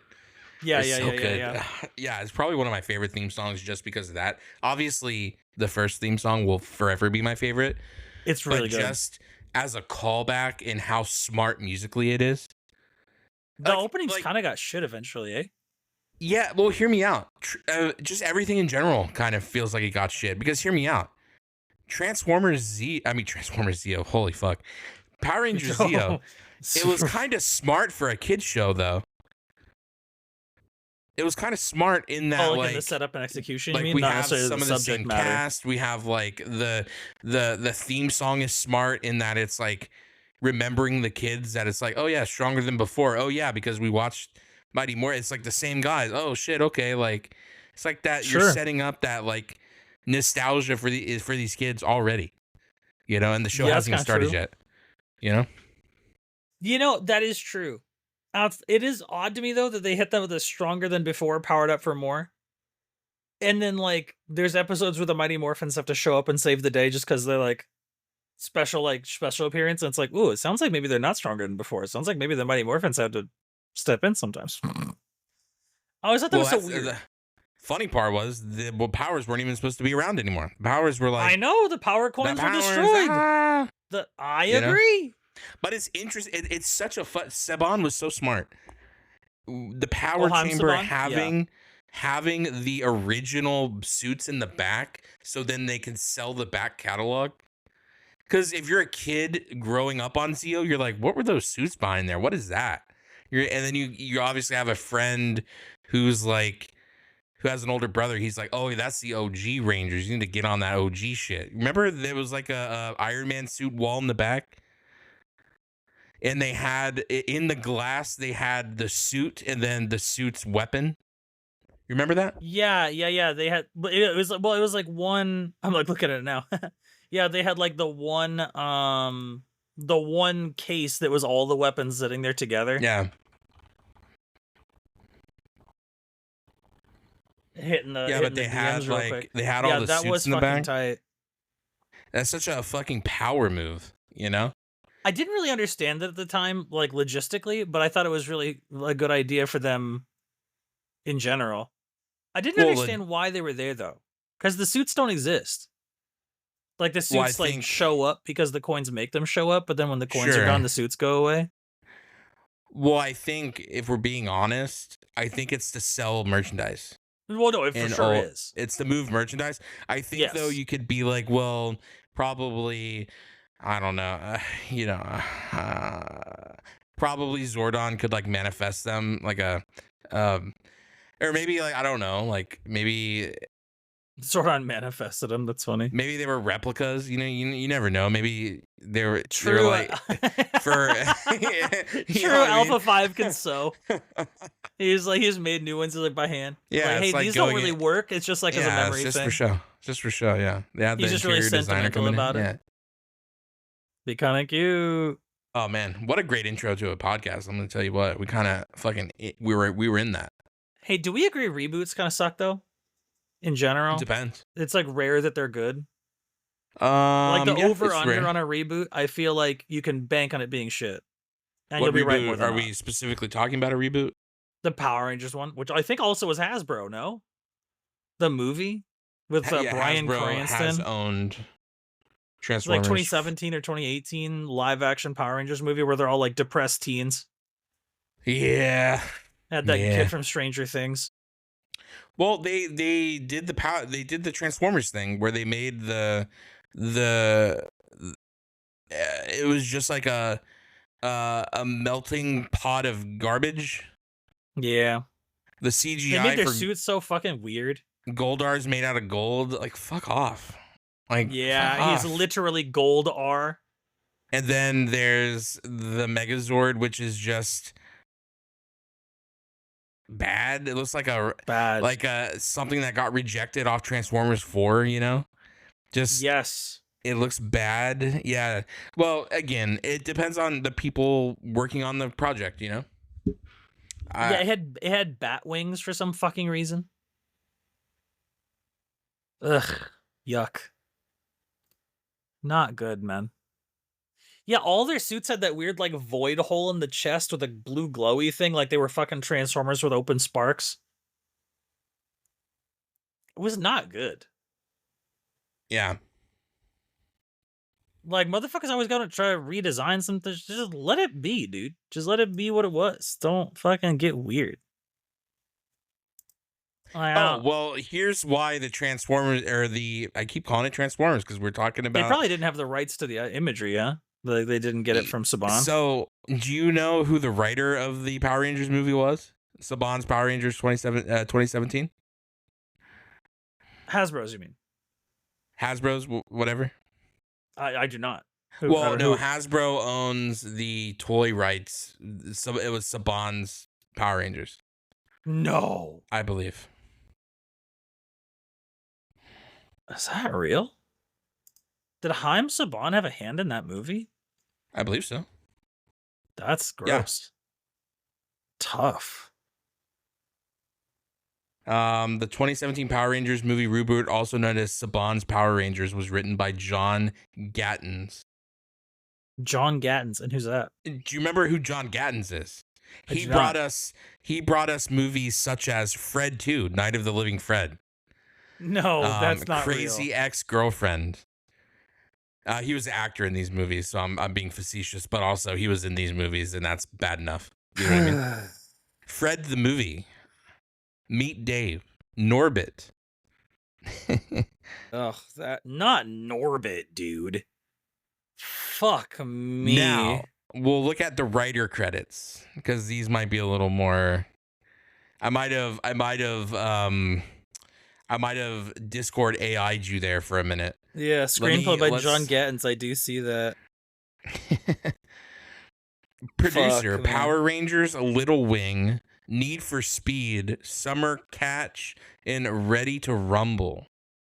That's so tough, man. It's tough, huh? It's tough hearing that. So this is what I have to say. You know, yes, reboots suck, but it's only because they get the wrong people to do them. I don't think John Gattens was who we needed for a Power Rangers movie. You know what I mean? I don't think he was the one. I'm inclined to agree. Be wrong. You know, it could be worse. You know, it could have been fucking Taika Waititi, and I would jump off a fucking bridge. But I don't know if I'm right to hate Taika Waititi so much, but boy, do I. Yeah. Are you familiar? So he wrote Power Rangers, Little Wing, Kong Skull Island, Need for Speed, Flight, Real Steel, Dreamer. Wait, Need for Speed fucking... With the guy from Breaking Bad? Need for Speed 2014. Yeah, with Breaking Bad guy? Yes, with the Breaking Bad guy. God, that movie was that might be the bottom 3 all-time video game movies, by the way. That shit was so fucking unwatchable. Coach Carter, Hardball and Summer Catch, he was writers for. He's also writing, you might be happy to know, Aladdin 2, Little Miss Parish, Real Steel 2, and Flight for 84. He is currently writing in development as we speak on these 4 films. Brother, You might just want to skip these 4 films. I really liked Real Steel. I would not imagine there is room for a Real Steel 2 story-wise. Narratively, that makes no sense. That's awful. Well, he's the one who wrote Real Steel, if you can imagine the first one. So who knows? Oh, I liked Real Steel. But yeah, it's a good movie. So there you go. Look, not everything he writes is bad. He has some 7s. He has some 7.3s. Everything else, though, kind of tough, dude. Kind of tough. That's rough. That's a rough one. It's rough and tough. This guy shouldn't be writing. Some people, look, I'm not a writer. I'll admit it. Sure. I don't write very well. I'm not a good writer. I don't go and say, hey, I can write a Power Rangers movie either. I could. I could and I will, actually. And you know what? I don't know how to pitch a movie, but I'll write the screenplay. I'll do it. Yeah, and you know what else I'm probably going do to do? better than whatever this guy fucking did. I'm going to find a bunch of leaked screenplays so that I can look at the format in which they're written. And I'll write it, you know what I mean? Like, so I don't want to be like writing, I don't want to like accidentally drop it like double spaced fucking LMAO format, like fucking like a middle school paper. Not LMAO format. What was that? MLMA format? MALMA format? Do you know what I'm talking about? Like the bibliography. MLA? Yeah, MLA format. The bibliography said to be like a special. Which, by the way, I've never used that bibliography format in my entire fucking life since school. To be so for real, that did not help anybody. But God, he looks like a fucking crack addict. Yeah, I saw his picture a second ago. No, you're just right. I don't know. I'll say it. I don't know. You know, going back to the reboot thing, I just think that the wrong people get in these properties and they don't do it right. They don't do it right. Yeah, I agree. Like, who wrote Dragon Ball Evolution? Some asshole. Some complete dickhead is the answer to that question. Dragon Ball screenplay was written by James Wong, Akira Toriyama. Excuse me? Excuse me? He had a hand in that? He had a hand in killing his own not killing his own franchise, but fucking up his own franchise like that? What? Well, I mean, he did write the rest of it, so are you really surprised? I didn't think it could get worse than that, but maybe I'm wrong. Yeah. Yeah. Ben Ramsey also helped write the screenplay, and notoriously he's known for Dragon Ball Evolution, the big hit Blood and Bone, Love and a Bullet, Ben Ramsey's Interface. Bitch? Sure. Did you? Man, you gotta hate when they add their name to something, huh? Well, yes. Like, I'm not going to see if Michael Bay's Transformer movie was Michael Bay's Transformers, I would have been like, no, I'm good. I'm okay. You put your name in the front of it, I'm not giving you money. What you gonna do? What are you gonna do? That's tough. I thought just a bunch of white people ruined Dragon Ball Evolution, and to turn out the call was coming from inside the house. That's really funny. Yeah, ugh, so like tough. Originally the vibe there, I don't know if you're familiar, but the original vibe was that Toriyama was like really into the live movie. Yeah. Like he thought it was really super tight. And he urged fans to like treat it as a new interpretation of his work and like give it a fair shake. So he definitely was involved on the back end. And then the final product was received very badly, and he didn't like that very much. And as a result of his disappointment, it inspired him to come back to draw more of the cartoon and write the manga. Well, I guess write the manga. The cartoon is from different studios, but he came back to Dragon Ball anyway. You know what's insane? The main head billing for this screenplay was James Wong IV. He notoriously has written for The X-Files, American Horror Story, Space Above and Beyond, and The One. Yeah. And he somehow wrote this. Now, a screenplay versus like what's filmed can be completely different. I understand. But fuck, dude. tough. Well, here's the problem with what. He Here's the also problem wrote with for that. The Event. Interesting. Did you ever watch The Event? I did not. I did not see that. Such a good movie. Such a good show. Very biblical, but such a good show. Go ahead. Sorry. Here's the problem with James Wong, though. Right. Here's Mm-hmm. the issue with James Wong Mm-hmm. is that I fear that you see that he wrote for the X-Files, Mm-hmm. and you might be thinking, "Oh, he wrote the X-Files." No. I know shows don't have just one writer. He wrote 61 episodes of The X-Files, which is Right. still a good amount of episodes, I would imagine. That's why I said that. It's not like a it's not like a bad number, Because he also wrote 102 episodes of American Horror Story. So, like, that's also a substantial amount of episodes, I feel like. but like well, yes. But here's like the thing, right? Is that he wrote I don't know if you've ever watched the X-Files in its entirety as a body of work. The I've seen X-Files a lot of them, not in any particular order, but sure. sure. But the X-Files is interesting because and hear me out. There are some like lulls in the story and there's some pain points in the story as it was developing, okay? So the X-Files itself had like I believe 8 seasons or 9 seasons, I forget. And then it left. It went away. It was over. And it came back in 2018 for one season as a 2018 like I don't want to say reboot, the season 11. So it's 10 seasons. And then 2018 had like a new reboot, not reboot, but like continuation season. Like a time forward Scully and Mulder up to their old tricks again kind of season, you know? Mm-hmm. And it was famously panned as being unwatchable dog shit.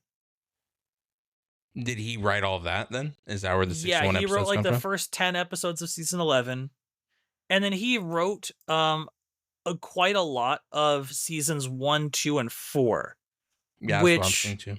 people might know X-Files really blossomed and became a show in like season 3. Season 2 I was see. fine. Season 2 was fine. But season 1 kind of had this problem of no matter how many times Dana Scully is proven wrong about a thing, she's still thinking that Mulder's an asshole. She's like, really? You believe in monsters and aliens, you fucking goof? I believe in science, bitch. But she'll be proven wrong every episode categorically forever and keep saying that. And it's very Well, annoying. she's a woman, so she is always right at the end. So, But then in season 3, she like softballs. She like lets go a little bit. That's very funny, by the way. In season 3, she like softballs and lets go about a little. She's like, okay, so demons are real. That's crazy. And then in season 4, she's back to her not believing his shit. Mysteriously. Some might say mysteriously. I see. So And you're then after saying season 4, she's like back on board with like, okay, so maybe Mulder knows what's up. And then in season 11, famously, they wrote that Scully and Mulder didn't work out because Dana's like, this fucking crackpot alien believer guy. Ugh, it's so stupid. Back to her old shit. And that's largely a problem that James Wong, the fourth? He perpetuated that because he doesn't know how to write anything. He's like bad. I see. So he Yeah, only so wrote the bad seasons of X-Files. yeah, right. I So he did see. write. So he did write for I see. X-Files, but he wrote shit that other people cleaned up. I see. American Horror Story, however, he did write almost Substantial amounts. almost all of it. Yeah. The first 9 seasons, he wrote basically all of it. I guess he did learn how to write eventually. Well, depends who you ask. I mean, it's scoring really well. So I mean, I again, American I Horror haven't seen Story? it or No, whatever. for sure. I believe that. But I mean, like, I haven't seen feel it like either. I'm told that some seasons are ass and some are good. It's I like kind of feel hit and like- miss. if I'm being honest, I feel like American Horror Story and like both that and X-Files are kind of just like slop to watch when you're bored anyway. So Oh, you're not an X-Files guy, eh? no, not really. They never really. I don't really. The Men in Black either didn't really catch on to that. Really? Yeah, So you no. probably feel the same way about like Supernatural or Charmed. No, I like Supernatural. Oh, nice. Yeah. Okay, No, I interesting. just the whole like secret organization and a bunch of suits running around and fixing things. Nah. Wait, not my that's life. not what the X-Files even is. They're the FBI. Or whatever, like a bunch of suits running around trying to fix things. Same thing. Well, yeah, but like famously, the FBI doesn't like what they're doing.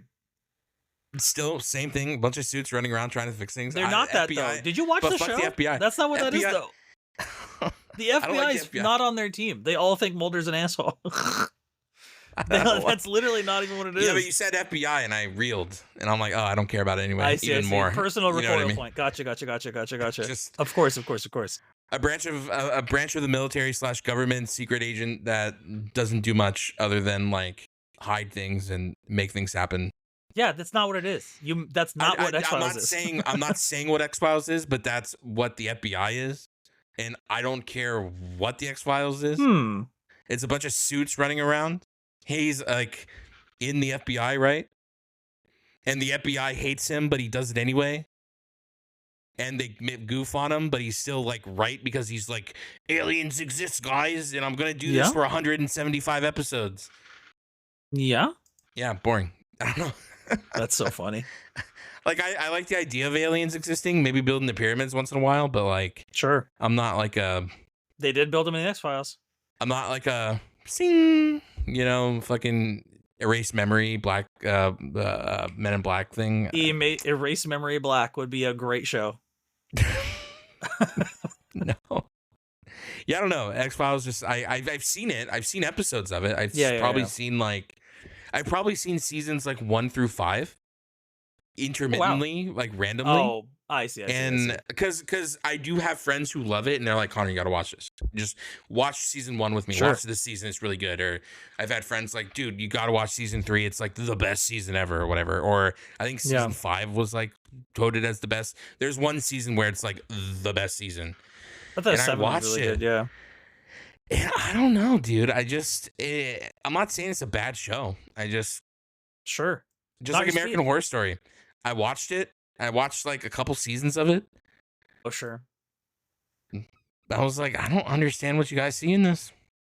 I can guarantee that's how I'd feel about it without watching it. I already know. Yeah, I get it. I get that. Yeah. If I want to watch stuff about aliens, I'll watch that crazy haired guy on the History Channel go, aliens. Yeah. I'll tell you, I'm trying to get Babe to watch X-Files later on. And then Buffy Vampire Slayer too. She might enjoy it. She might be an X-Files enjoyer. I couldn't I'll really see how she feels. Because at the end of the day, X-Files is supernatural, but they become a couple instead of brothers. So I think Supernatural caught on to me more because it felt I could the dad issues really resonated with me. You know what I mean? Sure. I just like the characters more too. I've seen the Scully or whatever. What's her name? Are you a Sam guy or a Dean guy? Well, notoriously a Dean guy, because Sam is a cunt. You know what I mean? Yes, I hear you. At the Dean thing, I'm not going to co-sign necessarily, but yeah. My issue with Sam is he's told always not to do something, and he does it. Yeah. And he gets people killed and hurt because of it. No spoilers. But he does things that hurt people. And he's like, but what about me, guys? I'm like, dude, you can't be the one who perpetuated all of this and then go, but I'm hurting, guys. You fucking killed people. Yeah. Yeah, he is constantly a catalyst of mistakes happening and then being upset the mistakes happen. He's the number one flagship character for, there are consequences to my actions. I have no accountability. He's that guy. He's constantly written to be a dumb bitch. And I hate that. Yeah. My mom said the same thing. I fucking hate not those words, but. And you know what's crazy? Yo. Some characters get better over time. Some characters age like fine wine. And you hate them and you end up loving them at the end. Crowley was one of those characters for me. I notoriously hated him in like the first season. Or I don't think he comes in on the first season. The first season he's in, I notoriously was like, oh, this character's fucking garbage. Over time, I kind of sympathized with him a little bit more. I was like, oh, Crowley, he's just trying his best. Crowley, really? Yeah. Crowley's just trying his best. He's a little evil boy, but he's trying. He's trying to be, a little neutral with it sometimes. Here's the thing. Sam, Sure. continues to be evil. I mean, he's not evil, Sure. but he does things where I'm like, bro, what are you doing? Why'd you do this? Why'd you drink this? You know what I mean?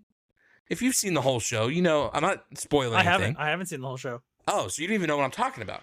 I believe we're on season 5, if you can imagine. We got a lot to get through. I'm just saying. You know, Dean tells him, Hank, don't do this. And Sam's like, I'm going to do it. Yeah. And here's my thing, too. You know, if someone wants to, if you know, I don't know. It's been so long. I don't know when this happens in the show, so I'm not going to say it. But I need you to finish it so we can talk about it. Yeah. Yeah. Because there's things that happen. It will happen. There's things Dean says, hey, Sam, don't do this, please. Respect my wishes. And Sam's like, no, I feel so bad right now. For me, I need to do this. For me. And it affects you, but I'm doing it for me.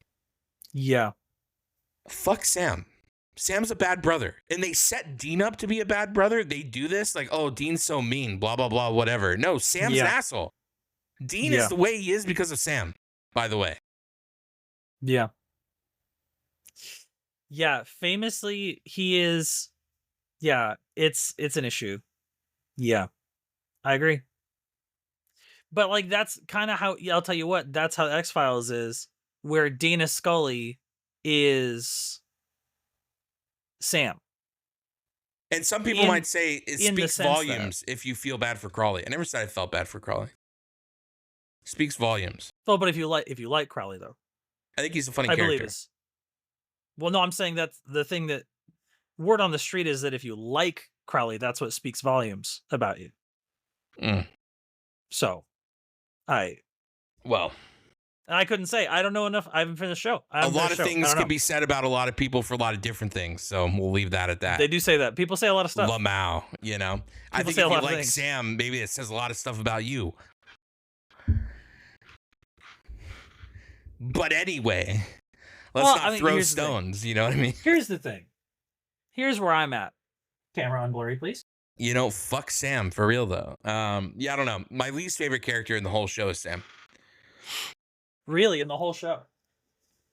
But there are characters that I would rather see sometimes than Sam. Yeah, and they're not even main cast. Main cast characters. Yeah, we are at the point in the show, to give you an idea, where I guess spoilers for like season 5 of Supernatural, heads up. But we are in 20 years ago. Yeah.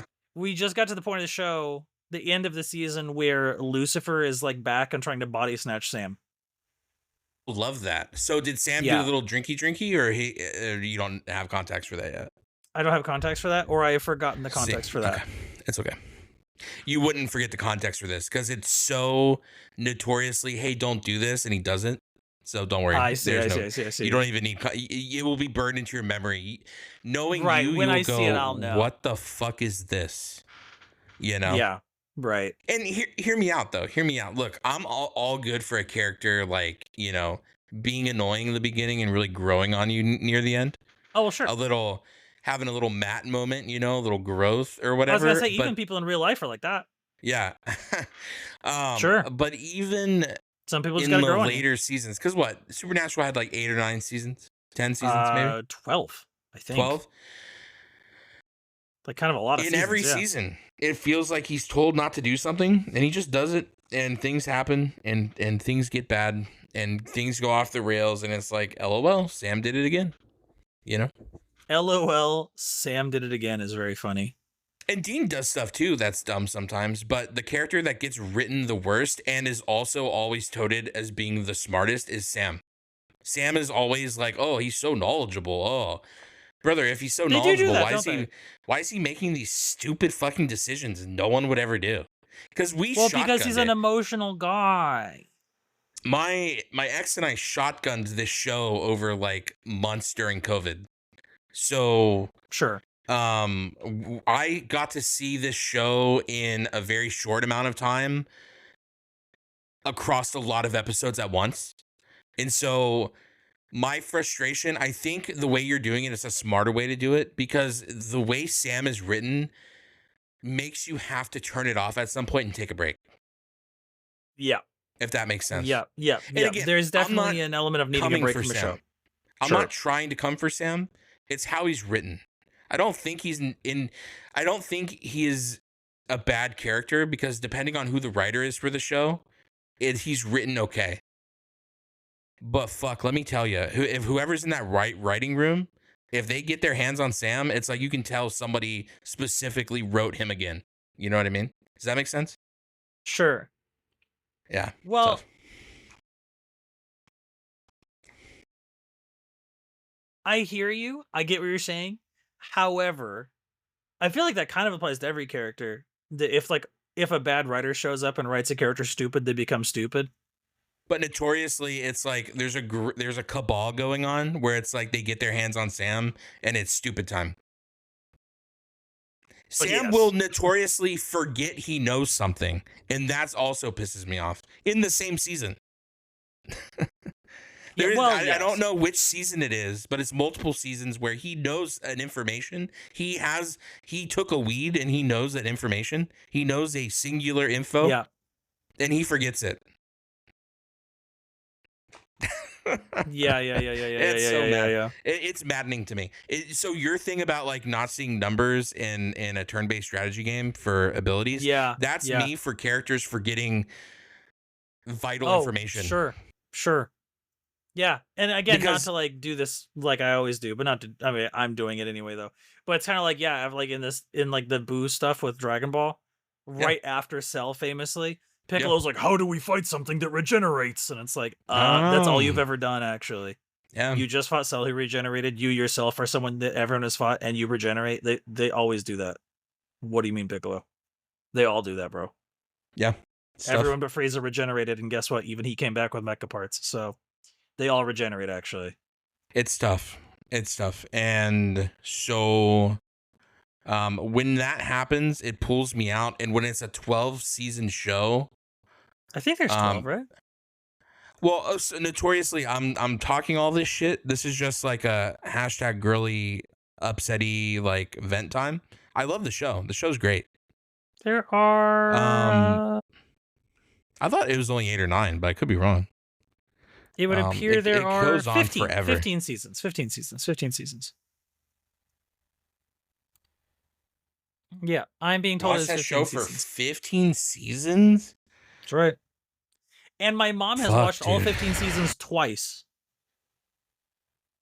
She literally watched 15 seasons twice over the course of like 2 months. She watched like a season a day. Went crazy. It's a good show. It's a good show to binge watch. It just like if Sam gets on your nerves, it's like a war. It's like a being in war sometimes. But anti-Sam, Aldine, all the time. Yeah, Aldine all the time. Yeah, that's how I feel about X-Files. It was like, ooh, Mulder slaps. Scully's tough. Maybe I'm just a hashtag fake alien fan. I like the ancient alien conversation stuff, but like when it comes to crop circles and like aliens like putting their finger in your ear and like probing your ass and shit, I'm just not. Let me ask you this. You're laying with somebody in bed. All right, they're behind you. Sure. And they jam their fingernail in your ear, unwarranted, unexpected. Are you flipping out? Or are you just going to be like, oh, what? What are you doing? Jam their fingernail? Well, obviously it's going to cut my fucking ear up with their fucking... Are you screaming? Are you losing your mind? I'm going to give them the nasty death stare, yeah. I mean, what the fuck was that? Stupid. I see. My ass is right here. Why are you putting it in my ear? You know what I mean? That's so funny. You know what I mean? Yeah, like, what we were watching a movie, me and Babe, and there's a character who's in bed, and his girlfriend, like... Audio listeners, I'm sorry. Jams her finger into his ear, and then he, like, screams and freaks out, and then she gets upset because he screamed. Well, in Scary Movie 4, I believe, the alien jams his finger into Charlie Sheen's mouth. But they piss out of their fingers, so it's a piss finger in the mouth. I recall that. I recall that. Tough. Yeah. Funny. That was like one of the last good scary movies, unfortunately. No kidding. Yeah, you know they're making another one. No. Yeah, the original brothers or whatever are getting back in it to hit us with another scary movie. It's kind of tight. That's kind of tight. But yeah, famously, James Wan kind of fucking sucks, I guess is my point. Yeah, I can he agree. wrote Black Christmas, not good. Final Destination 3, not good. Final Destination, not good. Yeah, Rosemary's Baby, the miniseries, God, that shit was awful. Just not tight. I just assumed all the X-Files fans loved X-Files because that's all I hear people talk about is like, man, X-Files is so good. You need to watch that whole bit. And I'm like, I don't know, dude. Nah, X-Files definitely has some sluggish shit in there. Yeah, it's not popping for some of it. Yeah. You know what I hate? I hate when people go, man, you need to watch this thing. It's really good. And I'm like, okay, but what do you mean by that? Do you mean like there's a couple seasons that are good? Or do you mean like the whole thing's good? Oh my God, when they say you can skip the first 100 episodes or some shit. Yeah, if it's like Naruto where I need a rubric to figure out what episodes to watch, but it's more skip than not. It's kind of insane. And people do this with shows too, where it's like, all right, well, you know, X-Files is really good, but skip 1, 2, 3, 7, 5, and 9. So it's not good. Yeah, brother. When people, if someone says that show's so good if you skip all the filler and boring parts, I immediately know that they're dumb. Like, as a person, they're dumb. They have no taste. Stuff. It doesn't matter what it is. It's bad. When someone says, can you imagine if so, tell me, hey man, this has 450,000 episodes and 435,000 episodes suck. Yeah. Like, that's not good. That's not great. People tell me about that with One Piece. They're like, you need to watch One Piece. Here's the list of episodes you need to skip. Brother. I'm like, why don't I just wait for the re-release? Yeah, truly. I literally was told about One Piece. I was told to skip like 5 arcs and then also all the filler. Brother, and it's like, what about the shows where you need to watch it out of order to understand the context in order? Brother, I've been told by someone close to the stream. No. And I was sent this long, they put work in to really send me this long thing of like what I needed to watch at one point in time and when. And I might have sent 10 words back and I was like, it ain't gonna be me, brother. Yeah, basically. I appreciate you putting all this effort in, but yeah, I'll tell you what, I'll say this too. If you don't like the filler of a show, you probably don't like the show. You probably don't like it. I think if people would stop lying to themselves all the time, the world would be a better place. If you don't like the filler and you don't like the boring arcs, you probably don't like the show. Yeah. Like, famously, Saiyan Knight, me, Saiyan in my name. I don't like Dragon Ball Z. Fuck Dragon Ball Z. I like Goku a lot and Chi-Chi a lot, and only in the English dub from Funimation. I get it, Blue Ocean's fine, but like, you know what I mean? I'm not watching that shit for the show. I'm watching it for Goku because it's tight. Have you heard the remixes? The remixes with the English VA from Funimation with the soundtrack from the Ocean dub? Beautiful. You know what a remix is, obviously, right? Because you're in the whole torrent like space. Well, they take one audio and the other audio. Yeah, I've never heard that though. With Dragon Ball, they'll take the Funimation dub and they'll take the track from the Ocean dub, the music track specifically, like the good music track. You say the good music track. Do we not like the Ocean dub music track? That's the one with like the rock music stuff, no? No, that's Funimation's dub. Oh, I apologize. The Bruce Faulkner stuff. Yeah, the Bruce Faulkner stuff. Yeah, that's what I was specifically talking about. Yeah, Bruce Faulkner shit goes crazy. Yeah, that's no Ocean dub sound is very diff. No, Ocean dub is very diff. Yeah, you said that, and I was like, wow, that's a surprisingly deep cut reference. So I might be saying a remix of the, I think the Japanese Blu-ray video with the Funimation dub that exists. On it. That does exist. That's good. I own that. I have the box set of that. Yeah. Yeah, I have. I have that, and then I torrented Kai, because I own Kai, and I just my condolences. Tough. Audio listeners, I winked. I'll tell you what, Olivia would be on your side for that one. She's a big Kai girly. Well, no, I'm not saying I'm a Kai girly. I just wanted to Oh, complete. well, sounds like I had might be a space Kai on my girly. hard drive. I just wanted I see. to complete the set, you know, for a homie that might want to watch it. It's there, or there's the. Got it. You know what I mean? I'll tell you what, I want to make Babe sit through Dragon Ball. I don't think she's gonna sit through Dragon Ball. If I'm gonna be honest, she's gonna fall asleep. She will. She will fall asleep. The first time Goku tries to learn how to fly his car, she's gone. I think she'll like that episode. Actually, I think she'd think that's funny. She falls asleep during the Frieza stuff. Actually, Yes. unironically awake for the 100%. learning to drive stuff. Absolutely, yes. The slice of life stuff she's actually engaged for, and then the fight, she's just like, wake me up when September ends. Everything with the Ginyu Force, she's. Well, Captain Ginyu getting turned into a frog, I think she'd be on board with that. She'd be like, finally, this guy shuts the fuck up. Well, that's probably true. You're like, yo, this guy kind of turbo sucks, eh? I'm like, yeah. Yeah. Yeah. It is Spoilers fun for watching Dragon them all Ball die. Z. Oh, yeah. 40-year-old spoilers. Lamau. Yeah, truly. You know Spoilers what isn't a spoiler? for Rosebud. Yo. You know what isn't a spoiler? The way Borderlands 4 devs shoot themselves in the foot. Great transition. Love that.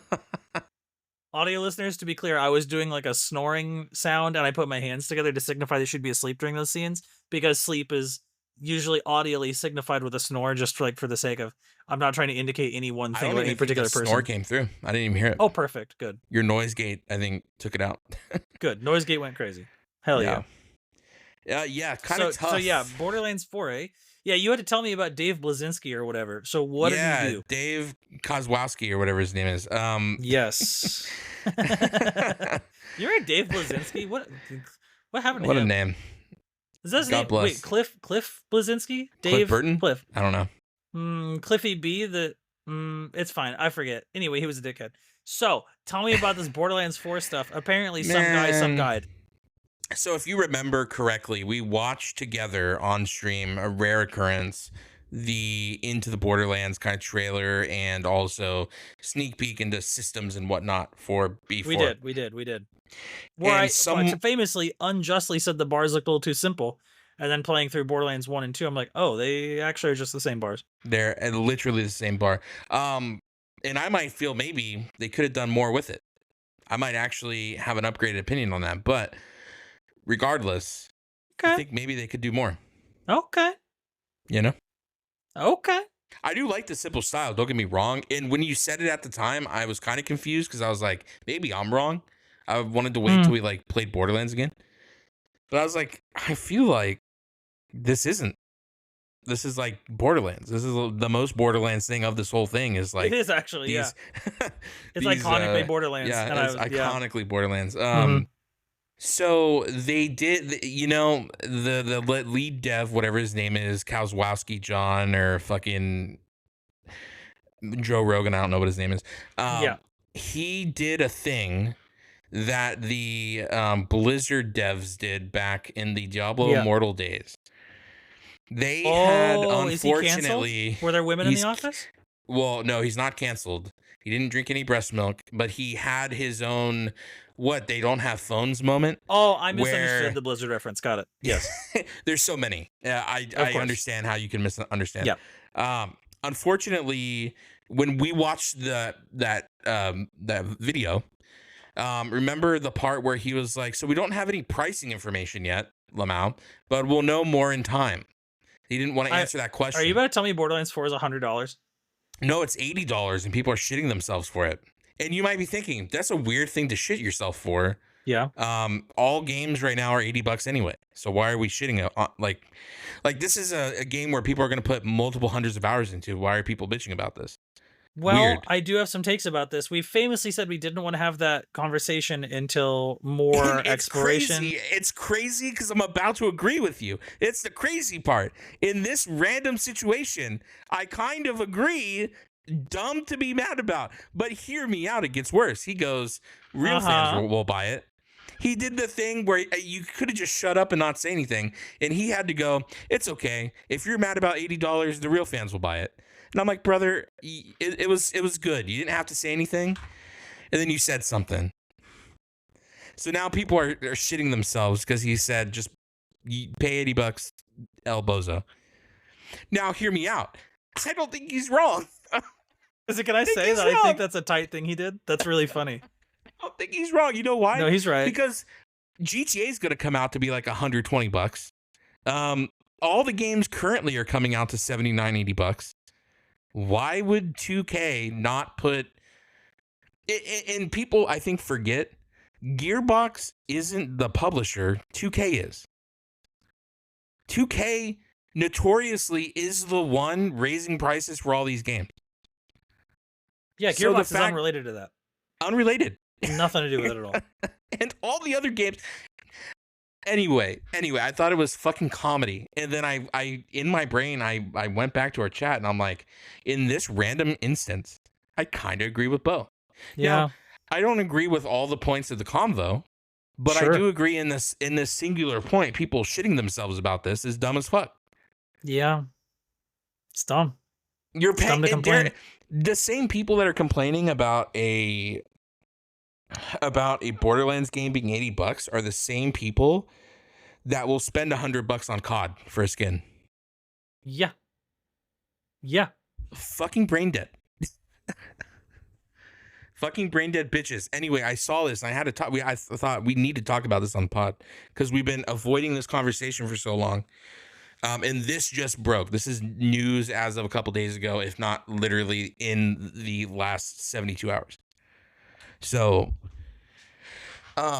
just insane to me that people are like shitting themselves because $80 is, unfortunately, that is the price of games now. That is the price of a AAA game these days. Yeah. You know? Well, and again, I know we've agreed that we don't want to have this conversation without more investigating the numbers on both sides to come meet about it. I don't mind having this conversation in relation to this because I agree with you, and I think we can talk about a lot of topics on this as long as it pertains to Borderlands, and I'm not getting grilled on like my overarching opinion on this is pricing just Bible, you know? Sure, just a thing that I just me saying a thing, right? Not about your point or anything, just about the people complaining about $80, right? I agree with you on this subject. I agree. I think people don't realize. I think those people don't realize, maybe because they're bad at math, or maybe because they're not very thoughtful, or they're not very cutesy and demure. It could be a fact that they drink paste. You know, their favorite milk brand is Elmer's. It could be. Yeah. Notoriously, a long time ago, game prices were more expensive. Yeah, the Super Nintendo, adjusted for inflation, the Super Nintendo was $440 as a system. And some of the games, you know, Earthbound, Chrono Trigger, games that everyone seems to like nowadays, Romance of the Three Kingdoms, that was a $90 game then, adjusted for inflation, about $170. Now, to be clear, there were Super Nintendo games that were $89.99 sticker price. And they sold. They did great. Again, adjusted for inflation, about $170. So when I hear, can you believe games might be $80? I'm like, yeah, that's $10 cheaper than they were in 1993, you dickhead. Yeah, I can believe that. They have a staff that eclipses it. The demand for the processing power required to create these games is through the roof. These ray tracing jerk-offs that think everything needs to be in fucking hyper 8K. Yeah, that shit's way more expensive to produce. And still, the games are sometimes $10 cheaper than they were in 1993. Yeah, I can believe the $80 price tag for sure. Well, and like specifically, again, I'm not going to get too far into it because we have talked about this at length, I think like 3 different episodes. We have. I agree that the price of $80 for Borderlands doesn't seem crazy because this game does seem like it's going to be actually good. Now, if you were telling me like Borderlands 3 was going to be 100, I'd be like, look, bro, Borderlands 3 looks bad. It didn't do very well. I guess the fighting looks good, but like everything else was bad, bro. I don't think it's worth that much. This Sure. game looks like it might be worth the $80. You're definitely going to get more than 80 hours out of it. So it's like, I don't know. I kind of don't. I want games to be as cheap as they can be, but it doesn't seem like this can be cheaper. It seems like this is kind of like, other than like LMAO, it's free. This seems like an okay price. Well, yeah, people just steal it, Limau. Yeah, But it seems like this is an okay price for this game. That is a huge open world game with what is going to have 4 years worth of DLC content added to its story Assuredly. content. Well, they've already promised 4 years worth of content for it, so I'm they've saying locked probably in. more, but assuredly Oh 4, yeah, yes. probably more, but 4 is what they're locked Yeah. into right now. Yeah. And it's just like, I don't see what's wrong. I don't see what's Yeah. wrong with that being $80. Some Yeah. games don't need, like if Expedition 33 was $80, I'd like pump the brakes. Let's pump the brakes on this. I don't see that being an $80 game realistically. And that's not and again, I haven't played it yet, but that's not me talking shit about it. It doesn't seem like it has the scope of an $80 game, or what should be an $80 game. And definition of scope, whatever. Look, when I write my dissertation on it, we'll talk about it. But to me, Yeah, and that'll what be a I want to later. spend, to me, what I want to spend $80 on wouldn't be a game like Expedition 33. It wouldn't be a game like that. That is that price point the game is at right now. Good price point. Well, I don't agree with that Something- either. But Oh, really? You think it should be cheaper $29.99 would have been fair. for Expedition 33? Eesh, okay. $29.99 would have been fair. Okay. That's If, hot take. I think $39.99 would be a little. I'll wait for a sale. Cause yeah, that game. I'd wait for a sale. Yeah, $49.99 feels to me like I can associate that price tag with a GameCube game. You know, like Okay. a one-player GameCube game in 2002 would have been $49.99. Are you comparing this game to a GameCube game? In terms of scope, yeah. Oh, okay. Yeah. Because Do you wanna like Xbox continue down 360 there? if you prefer. Xbox 360 if you prefer. Sure. Because I'm comparing to like Oblivion in scope. I just want to 360 say, game. I see a sniper target being trained right in the center of your Oh, forehead. no, I know. Do you want to Yeah. continue down there? If I cared about the snipers, I wouldn't say Baldur's Gate 3 was shit. You know what I mean? Yeah. If I'm I worried cared for about your the safety. snipers, here's the thing. If I get grassy knolled over this one, I get grassy knolled over this one. Look, but, I haven't played it yet. I might agree with you at the end. I don't know. We'll have to see. Yeah. That's if I get through it think all the way. Expedition 33 is a very noble and ambitious concept. I think it's cool Yeah. that a small team put it together. Yeah. That's really cool. I think it would be a really, really good game for $40. I think it'd be a great game for 30.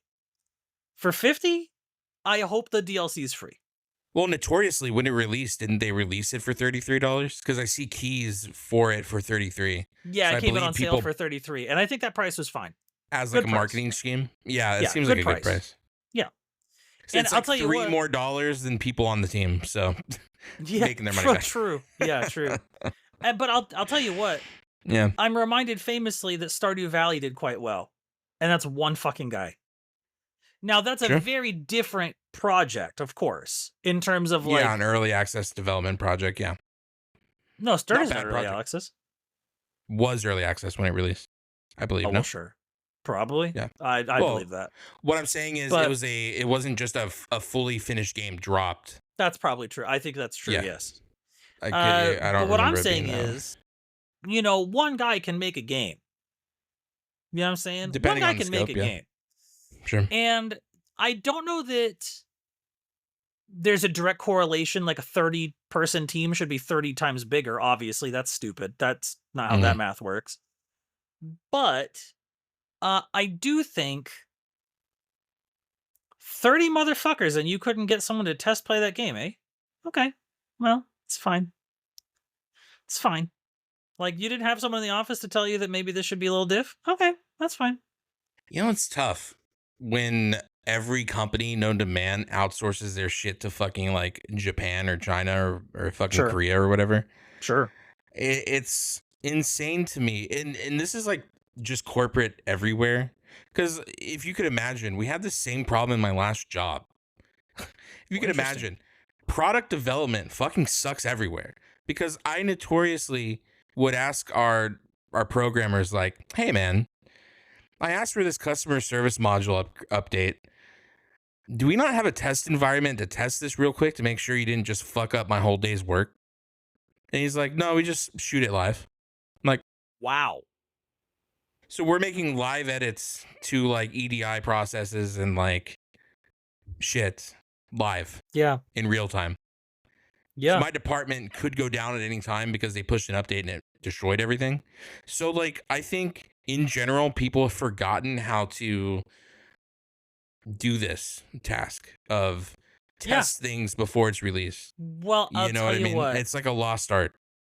I'll tell you what. I feel like it's a lost art because no one gives a fuck about that art. Well, true, and it might. Yeah. And you know what it is? It's the corpo bullshit of like, if you have a team of 30 people, you need 5 managers. Well, You know that's what I mean? true.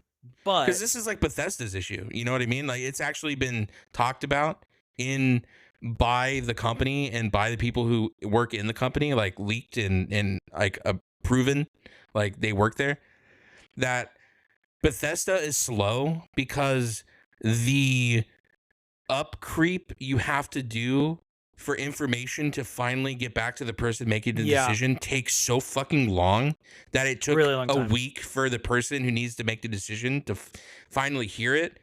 And Yeah. then when they disapprove of something, it has to go back down the ladder. That takes another week. And then it has to take another week to go back. And then, so like, all of this shit is why gaming, why like things are more expensive now too, I believe. Because it's Wow. worse and more expensive because we have the bloat of all these people that don't need to exist. You don't That's need fascinating. 17 managers. That's to fascinating. You make a said that. I project agree. done. I agree with you. Yeah. Except it is Well- $10 cheaper than it was in 1993. But yes, I do agree with you. Well, I'm saying sure. it could be cheaper than $10 if we didn't have Yes. this mid-manager bloat bullshit. Yeah, I like, agree. you know what I mean? And Concrete- I I felt concur this way and agree. not in the gaming industry. I feel this way like in everything. You know Yeah. what I mean?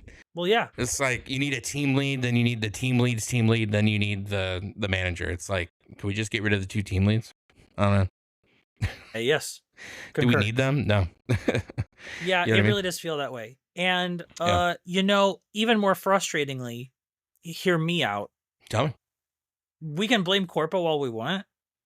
Gamers eat slop.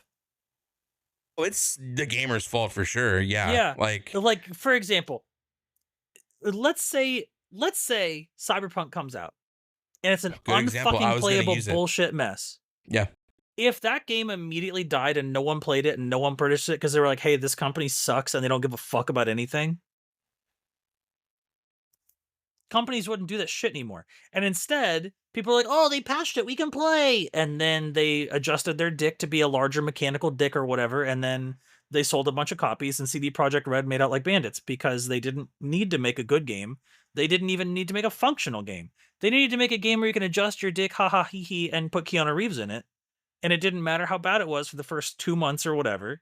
And then a bunch of people were like, yo, this mid-ass Cyberpunk skin for Oblivion is pretty fucking bad. Good thing I bought it. I'll buy the next one. Oblivion Day 1 worked better than that game. Did you Yes. stream that game at all? I don't Oblivion? know. No, Cyberpunk. No, I didn't. 'Cause I I have was some fucking moral fiber, but it's fine. I streamed it Day 1. I'm sorry. No moral fiber here.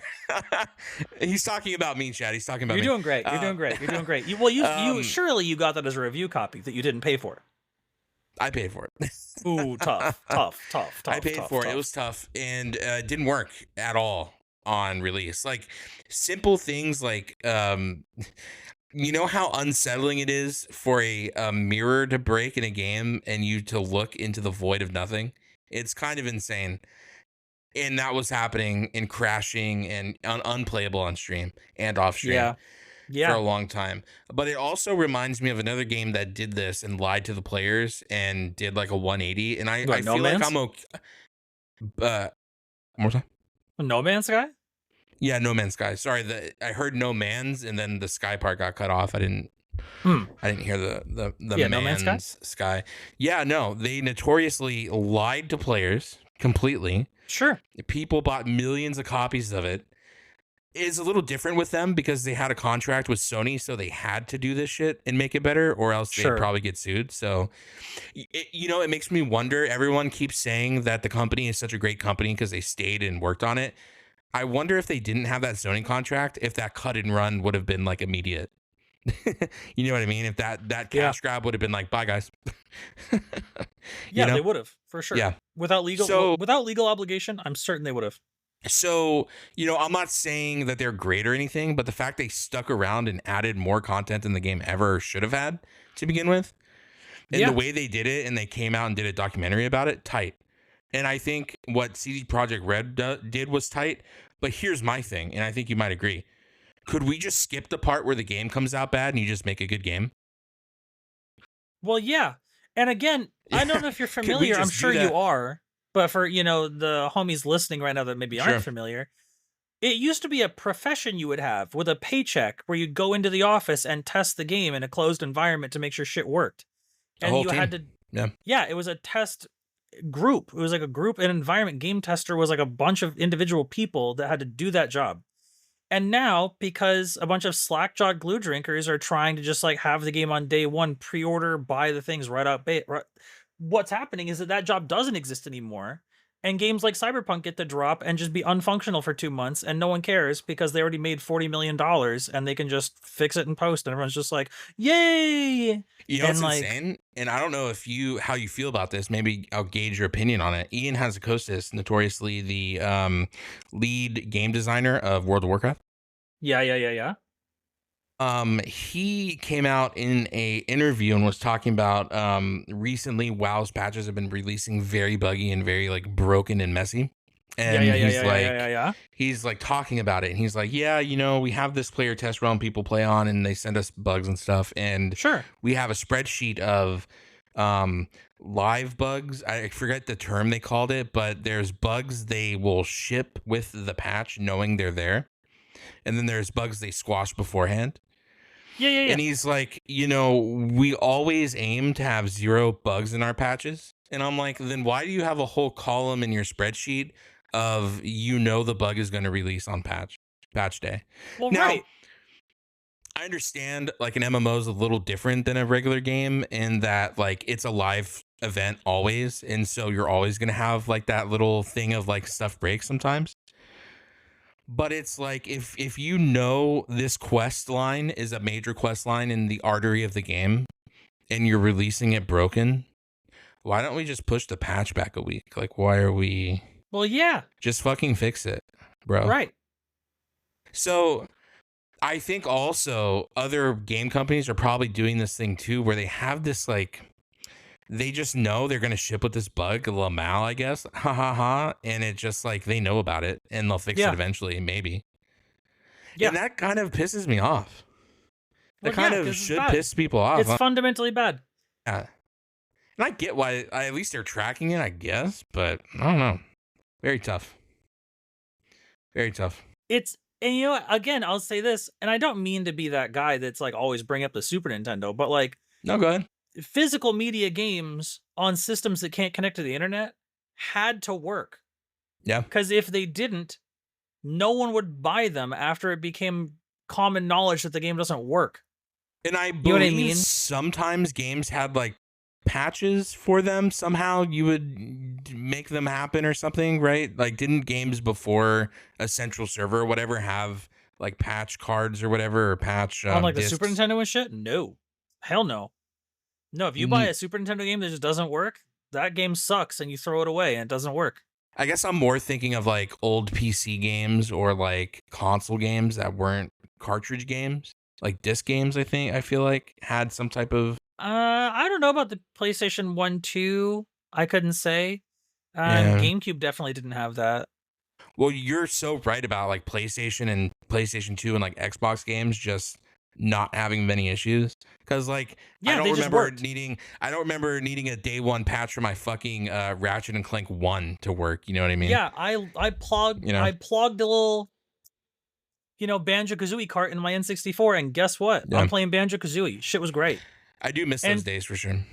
and sometimes there were bugs, and that's fine, but you buy the game, you put the game in, you play the game, bang, that's it. There's no Yeah. like, oh gee, it can't connect to the server, and there's an overload of traffic, and like sometimes you just fall through the floor and it sucks and shit sucks. I mean, some games were made bad, and that did happen. And then people Mhm. found out about it, and they didn't sell any more copies because no one wanted to buy a shitty game that didn't work, and then it was just dead, and who gives a fuck? But like nowadays, people be like, yo, I can't wait to buy that shitty game because conceptually it would be tight if they fix it in 6 months. And like, hey man, can we have some self-respect, please? A little standard, please? Can we Yeah, have some standards would be fucking nice. self-respect up in this bitch? That'd be Yeah, helpful. it'd be nice. And by the way, $80 games. I bought Street Fighter 2 Ultimate Edition for like 140 after tax. It's like 132 after tax. Fucking $80. I blew past that a long time ago. You know what I mean? Smash Brothers Ultimate with the DLC included was like 125. So what the fuck's an $80 game? I don't know what that means. It's also a thing too where I'm kind of annoyed that these companies keep using engines that really aren't built for the product they want to use. I don't know Oh, if well, sure. you I don't know if you kind of understand, or not understand, it makes it sound like wrong, but I don't know if you know like the whole issue with Unreal Engine right now. How it's basically built to be like the premier multiplayer game engine, like the premier Sure. like Sure. Fortnite engine. It has all of these plugins and things that bloat the engine for this specific purpose. And what is also interesting about it is the engine is really good for fast production of large open world type games. However, Okay. there's an issue Yo. that this engine is so bloated that large open world games tend to chug in it. And you get these frame issues with these open world games where, it's one of those things where there's known issues of memory leaks and maybe like data streaming that isn't necessarily optimized very well for that specific purpose. And for anyone who doesn't know like what I mean by data streaming, anything in the game needs to be streamed from the disk or from whatever onto the screen, from the server, whatever the case may be. Right. In games that don't do this properly, you'll see frame rate issues. You'll see hardware that shouldn't be having issues have issues with it. That's game streaming info. Like the info that you're seeing on screen, that is due to the game streaming service that's running behind the application, essentially in like the smallest understandable byte or whatever. So Unreal Engine has these issues, but people keep building these games in Unreal Engine. And Epic isn't going to build the open world fork for this engine. They don't care because they're not building an open world game. They're building a battle royale shooter game. So their engine is going to be curtailed to this thing. And so it's just frustrating that these companies don't want to spend the money to create the engine. And that could be twofold. That could be because then they'd have to train their internal people on how to use it. And it's easier to train people on what they're learning in school versus their own proprietary thing. But also, if you could just make it work in a way that suits the game you're trying to make, the players would feel less fucking bad about it too. Yeah. All of these open world games that have come out recently, the same issue over and over and over again. Oh, frame stutter, lag, ghosting. Why? The fucking engine. Yeah, pop-ins. It's this pop-in problems everywhere. This fucking engine. And here's the thing. Games like Assassin's Creed and all these other games that are built on proprietary engines or proprietary forks of engines don't have this issue because they're built on the technology that supports these types of games. Like people can say whatever they want about Ubisoft, like Assassin's Creed games, but their data streaming technology is some of the best in the field. Like the information and zero pop-ins they give you in most of these games it's stunning. We can look at multiple newer and older Assassin's Creed games, and you can see for miles in that game, in-game miles or whatever. It's just insane. Oh well, yes, yeah. And then like you get a game like Avowed where there's so much frame lag and so like you go into a new zone and the game shits itself and has to stutter because it's trying to stream everything in. It's just tough. Well, it's so interesting too, because like you make a really good point about like custom engines, Yeah. but it's fascinating that not all companies know how to do that. It's And fascinating, isn't it? I don't mean in the sense that like sometimes companies use a stock engine because they don't know how to make a custom one. I mean sometimes there'll be custom engines that suck, which is so funny. Yeah. The creation engine today, fucking sucks. Yeah, Pokemon Scarlet Violet running this custom Nintendo engine called Bezel. Oh, I Bezel, didn't the even Bezel know it was engine. a custom engine. I didn't. Well, Yeah. I guess I should have known it was a custom engine Yeah, it's a because they're proprietary big custom enough. engine called Bezel. And Interesting. that game, again, and I'm a Scarlet Violet defender for the most part, I guess, but like Mhm. there are points where the frame rate sucks because there's water near you, and that just the engine can't handle that on the hardware. And it's like, well, Sure. fellas, And I what guess are we it doing should be really? said for people who don't really know how like engines work and stuff. And I only know because I've like watched a lot of YouTube videos on it, so I'm not like an expert. But like for instance, when Bethesda say they're using the creation engine, it isn't the same creation engine they were using from like Oblivion 1 or something, or from back in the day, Morrowind or something. You know what I mean? Whenever they say they're Right. using the creation engine, they've upgraded the engine. You think of the engine like a Lego build in that you can continue building on top of it and adding and removing stuff and making it Yeah. better. It's So not like this one is final finished yes. thing called that. It's Yeah. an It's a environment that will continue to evolve and change. evolving, yeah. So when people Yeah. go, "Oh, WoW's running on a 20-year-old engine," WoW is running on an engine that has been upgraded for 20 years. That they can do basically Yes. whatever they want with if they want to do it.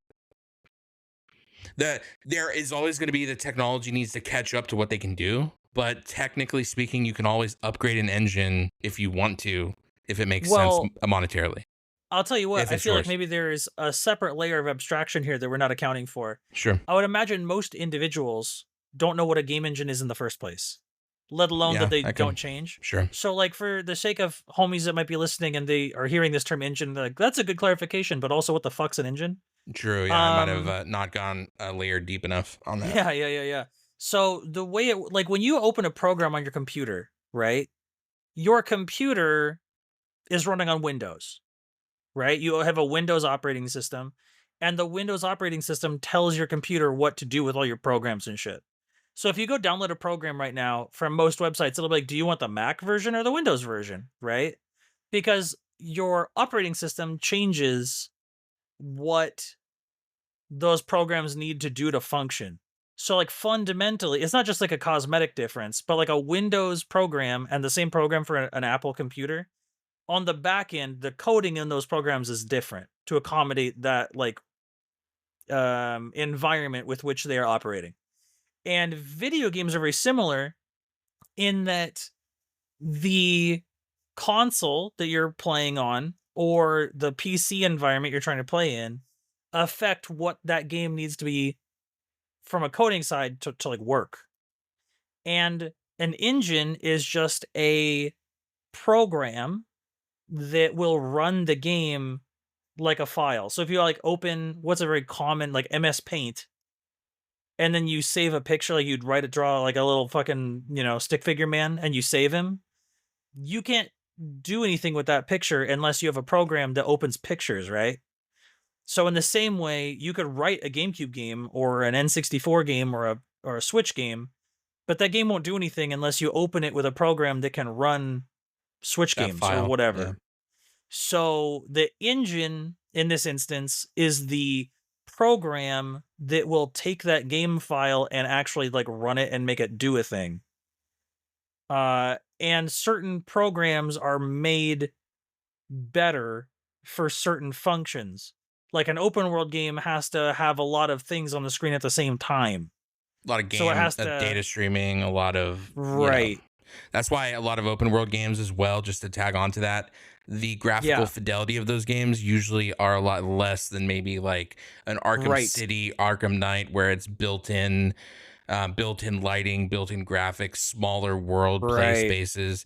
The smaller the world, the more graphically intense something can be. That's why, like, Right. for instance, Expedition 33 is so good at what it does, because it can be very Yeah. graphically intensive as a small play space, Yeah, all the from what I see. levels, all the areas in Expedition are very small. Yeah. They're corridors, they're hallways. But The in open doing fields are so, kinda empty looking. yeah. But in doing so, they can add a lot more pixel, a lot more graphic. They can do a lot more with a smaller space. Right. And if it's done right, it won't feel that small. But at some point, you're always going to notice, like, oh, yeah, there's not much to do around here, you know? Yes. Yeah. And As another thing compared to like too. oh, God, Oh, sorry. go ahead. No, please, please. I was just going to compare it to, like, you know, a game like Red Dead Redemption 2, where the game always has to be rendering in the next thing that's in the draw distance. Like, it's always streaming Yeah. data into what you're doing next. Right. Yeah, And another thing too is that a game like that, like Red Dead, for example, sure. has a lot of like living entities around horses and cows and sheep and True. people.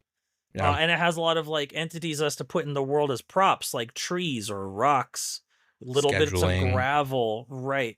As opposed to a game like Expedition 33, where those maps are completely fucking empty, with the exception of the scripted like 4 or 5 encounters. It's like some guy standing around that you have to like hit to start a fight, Or like or an a couple of NPC with like items a on the baked in ground. thing, Right, baked in yeah. cutscenes or whatever. And there's like destructibles, like there's some boxes you can break or whatever, but like in terms of like entity count, the number of things on the map that are interactable, much, much lower, which means it needs a lot less power to do that. Yeah. You don't need a It's robust engine to do that.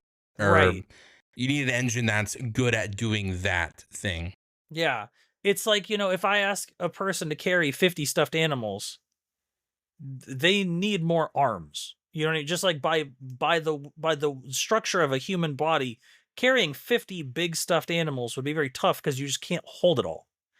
As opposed to if I had like, for example, really, really small stuffed animals or a smaller number of stuffed animals, well then you can carry them.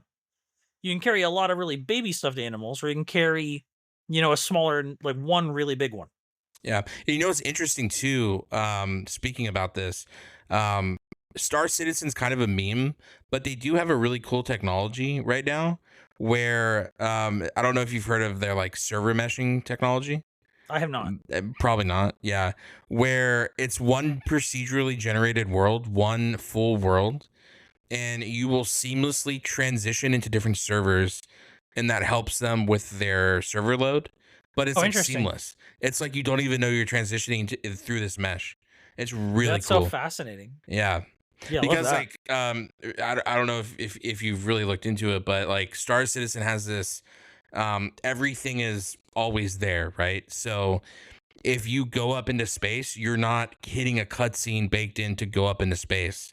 You're going through the meters and miles to get to space, and is rendering Right. all of that. So they have server meshes to like mesh you into different spots seamlessly. And it's so cool. But yeah, like they need special tech for that. You can't just run that on the same engine that's running Expedition 33. It's not going to happen. Right. It's totally different technologies for totally different uses or whatever. Yeah. Yeah, they handle the files differently, they Yeah. load things differently. Sometimes they use different files entirely. And it's all Like black the magic. It all feels like black magic. It's like this shit yeah, shouldn't work. if you're not like a developer in the space and you're just like hearing about it, you're like, "Yeah, I don't get it. Shit runs, right? It just runs? Okay, cool." Yeah. But like, yeah, even the different like types of like music file or different format of pictures, all very Yeah. different. Yeah, and I think people think about games in a strange way, where they like imagine it being one set of static objects because they fall into this Oh thing of yeah. like object permanence, right? Oh, Like, I showed a friend recently actually, like, because he thought like, oh yeah, in Bethesda Starfield, for example, I was showing him Starfield. And he's like, it's really cool how like, these entities have their own inventories and stuff. And I'm like, oh no, brother. They don't have their own inventories. This is a box yeah, in yeah, like in the world somewhere. He's like, what do you mean? I'm like, this NPC is connected via firewire to a cache somewhere that has Right. all of their stuff. Like Yeah. people, if you don't know how stuff works, you would never know that, like, oh, wait a minute, like NPCs don't carry their own items. It's not like a thing Yeah, no, not at that all. they're like, like, no, Yeah, it's a no. chest somewhere that's connected to them. Right. You can break into it And essentially. even then, the chest isn't really a chest. The chest Yeah. is just a thing you interact with, so the game can show you Yeah. a visual, just like a list of items Yeah, a that spreadsheet of doesn't even. items in Right, a UI, a GUI form, a GUI. right. I'll tell you what, like famously, when me and Babe at the beginning of Subathon were going to play Stardew, there's two types of money in Stardew. There's shared and individual. Sure. And I was under the impression that shared money means you make money together and you spend money together. So if one of us buys a thing, it takes away from our pool of money. I would also assume that's how it works, Yeah. not knowing how it works. Okay. And I thought that individual money, since there's only one bin to sell items from, I thought that that would imply that if we like grow some turnips and sell some turnips for like $100, we both get $100. But then if I spend my 100, Yeah. she still has her 100. Yeah. I got a bunch of pushback from that about how that's stupid and money would never work that way in a game, because how could it? If one person gets $1 and one person spends $1, then you're missing $1. And it's like, fellas, you know that there's not physical money being passed around, right? It's a number. It can do anything. It's a number. It's fake. Like Wait, I'm sorry. Borderlands I does don't that. understand. I don't Like understand Borderlands the. does that, where if we pick up money that's $22, we both get $22. And if I spend $22 in Borderlands, you don't lose $22. Yeah, sorry, Please, no, go ahead. I don't. Well, I probably don't want to say. I'm not gonna like say names or anything about like But chatters, but like what's the they were implying that it is illogical and insane to think that both of us would gain money together but spend individually from separate pools, because money can't be in two places at once. if the game wills it? Yeah, they can actually. Yeah, it can do anything because money's fake. It's a number. That's right. This person probably doesn't play games that much, I'd imagine. Career gamer, if you can imagine. Streamer. Whoever you are, I'm so sorry. And again, I'm not talking that good shit. I'm just saying, like, but we've played games before. We know it happens. Well, because like here's the thing, Stardew it was not Babe. That's not who I'm talking about. Stardew and Borderlands, specific for those specific examples, they're not trying to be real life money simulators. Yeah. They're trying to be fair to the player, so then the player can have fun. So again, I'm thinking of a specific for instance, guy, and I'm not gonna say who it was, but if we shared money, and if Beau bought a gun and I lost money, to be insane, then it's not worth us playing together. Yeah, and if you can imagine, that is how Stardew works. To be clear, unless we're playing like a management like a farm simulator where like Stardew, it is a not Stardew, but like a farming simulator 2015 or something. Oh, where like, it's you mean like a real realistic sim. Yeah, got it. sim where like two players are playing, but the money's funneling into one bank account, and you're like, hey, Cletus, go buy a fucking tractor, and it comes out of the company's account or whatever. Obviously, right. Obviously Stardew Valley is probably not doing it that way. It's not as well. Stardew does work that way. If we both make the money and it goes into one thing and one of us spends the money, we both lose the money. Sure. Yeah. The alternative being individual money, where if I sell a bunch of turnips Babe grew, I get the money because I put it in the box, and then I can spend that money and she doesn't lose it, but she didn't gain the money either. They're like doing kind of a real money thing over there. So that's what they're confused about? I don't understand where the confusion the chatter came from. I'm referring to was trying to say that it's dumb and insane for me to have thought that selling turnips in the communal box would give us both the money that we could then spend individually. Well, you're not saying I've never played Stardew Online. So Stardew. You're saying you thought it worked like Borderlands, but it doesn't. I thought it was Borderlands. Okay. Money, yes. And they thought you were crazy for that. That system could not exist in any game because that's not how money works. Well, they'd be surprised to understand that there's also scaling difficulty where you could be different levels and still killing the same thing number wise. It'll just hit you different.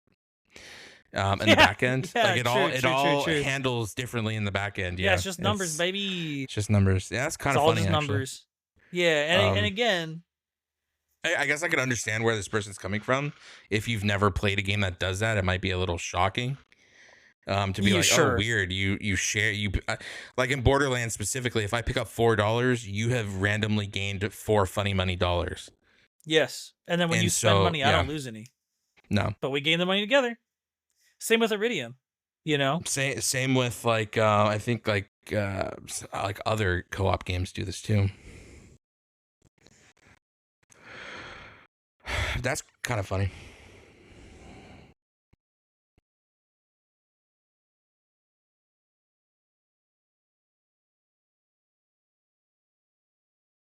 You know what I mean? Like they think that there's some level of object permanence in gaming that does not exist. Like in Pokemon, if you catch a Pokemon and then that Pokemon's in your party, no, it's not, because it doesn't exist. You know what I mean? That there's no such thing as that Pokemon. And then when you deposit that Pokemon in a box, you didn't move it from your party to a box. You made a duplicate in the box, and the one your party got deleted. Yeah, that's tough. I don't. It's so funny. People don't.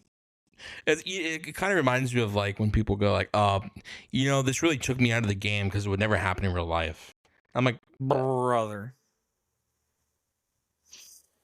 Or like when we're watching an animated series, like I made the mistake of watching Invincible season 1 with someone who was like, "Oh, that could never happen." I'm like, "Yeah, I know." That's crazy. Yeah, an alien boy born from an alien dad, or a half alien boy born from a full alien dad, a full alien humanoid dad. Definitely, probably could never happen. Yeah, you're right. Why does that take you out of? True. Yeah, in fact, the entire nature of that debate I was having about Stardew was that they said that could never happen in a game, the way that money would work, like Borderlands money. And I was saying, no, it's impossible. There's no universe where you're right that no game could ever be like that. Yeah, a lot of games. And I think that what was coming across was that they were wrong that Stardew functioned that way. Whereas like the idea was that they're wrong to think no game could function that way, and that I was insane for speculating Stardew might. Well, inherently too, I also misunderstood what you were trying to tell me, because I thought you were telling me Stardew was working like Borderlands. Yeah, no, just that I thought it would, and they were saying that didn't work. Yeah. There's to be fair, they're right. It doesn't work that way. It doesn't. Yes, for sure, it does not work that way, and it probably shouldn't work that way. Not every game should be like Borderlands. Yeah, not every game needs to be like Borderlands. Also, wouldn't it be funny? Wouldn't it be funny if Borderlands had an expert mode where you shared everything? Dog. You shared everything? That would be insane. It would be insanity. It would be absolute insanity. That would be crazy. You not only share drops, you share ammo as well. Well, like I spend money. You have to. So no. The ammo pool is shared. So for instance.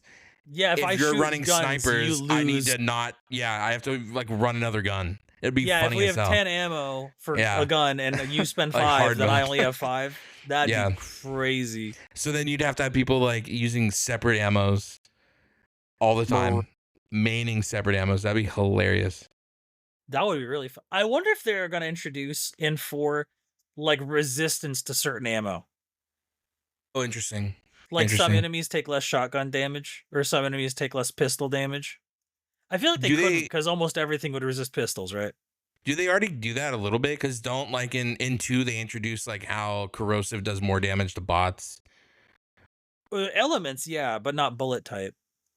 Oh, but you're just talking specific bullet type, like like in a literal sense, does less damage to like bots, or like a sniper does less to whatever. Yeah, like in a literal sense, like, oh, this enemy is too hard for a pistol to matter because it's not a very strong kind of ammunition. Sure. Whereas like human enemies take pistol damage fine. I feel like they couldn't do that though. I do think heavy should do less damage to like boss enemies. Because like there's so many times in like Borderlands 2, I remember, where I just pulled out a heavy and just reloaded on a motherfucker and killed him instantly. That's really funny. You know? Pull out the rocket launcher. Us playing through Jacob's Cove. You're like, is the boss there? Yeah. One Dead. shot. Is the boss here? No. Yeah. I just shot him in the head with a sniper rifle from a million miles away and exploded. Yeah, now we're on B2, Borderlands 2. Some people say BL2, but it's only one word, so I don't know about that. But now we're big chillin' on Borderlands 2. How does it feel for you at the moment? Initial return. Way better? Well, I remember I was complaining that it felt like when I shot, it didn't do anything and they went through enemies. I do I not feel recall this that. way in B2.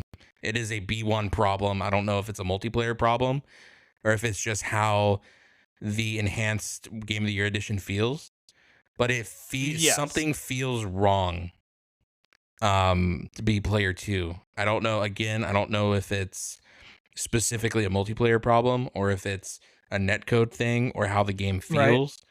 But bullets feel like they don't do anything. I see a number, but it feels like that number is wrong and fake and gay sometimes. Wrong and fake and gay is so funny.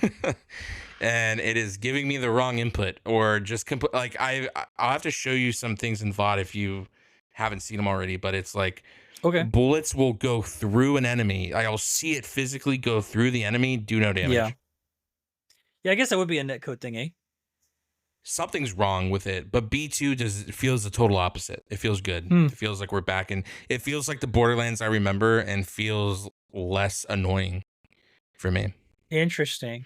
Though I was experiencing a little bit of an issue that B1 didn't do that now I'm kind of stuck kind of fiddling with in B2, where if you're looking down sight, the game allows you to interact with things and do stuff, and it will pull you out of sight. However, it doesn't not put you back in sight. It pulls you back. So you can interact with something and it pulls you out of sight. Oh. And it locks you back into sight. Yeah, without and you pressing a button, and you can't get out of it. And I have this issue where because it does that, I double press and then I put myself out of it, but now I put myself back in it.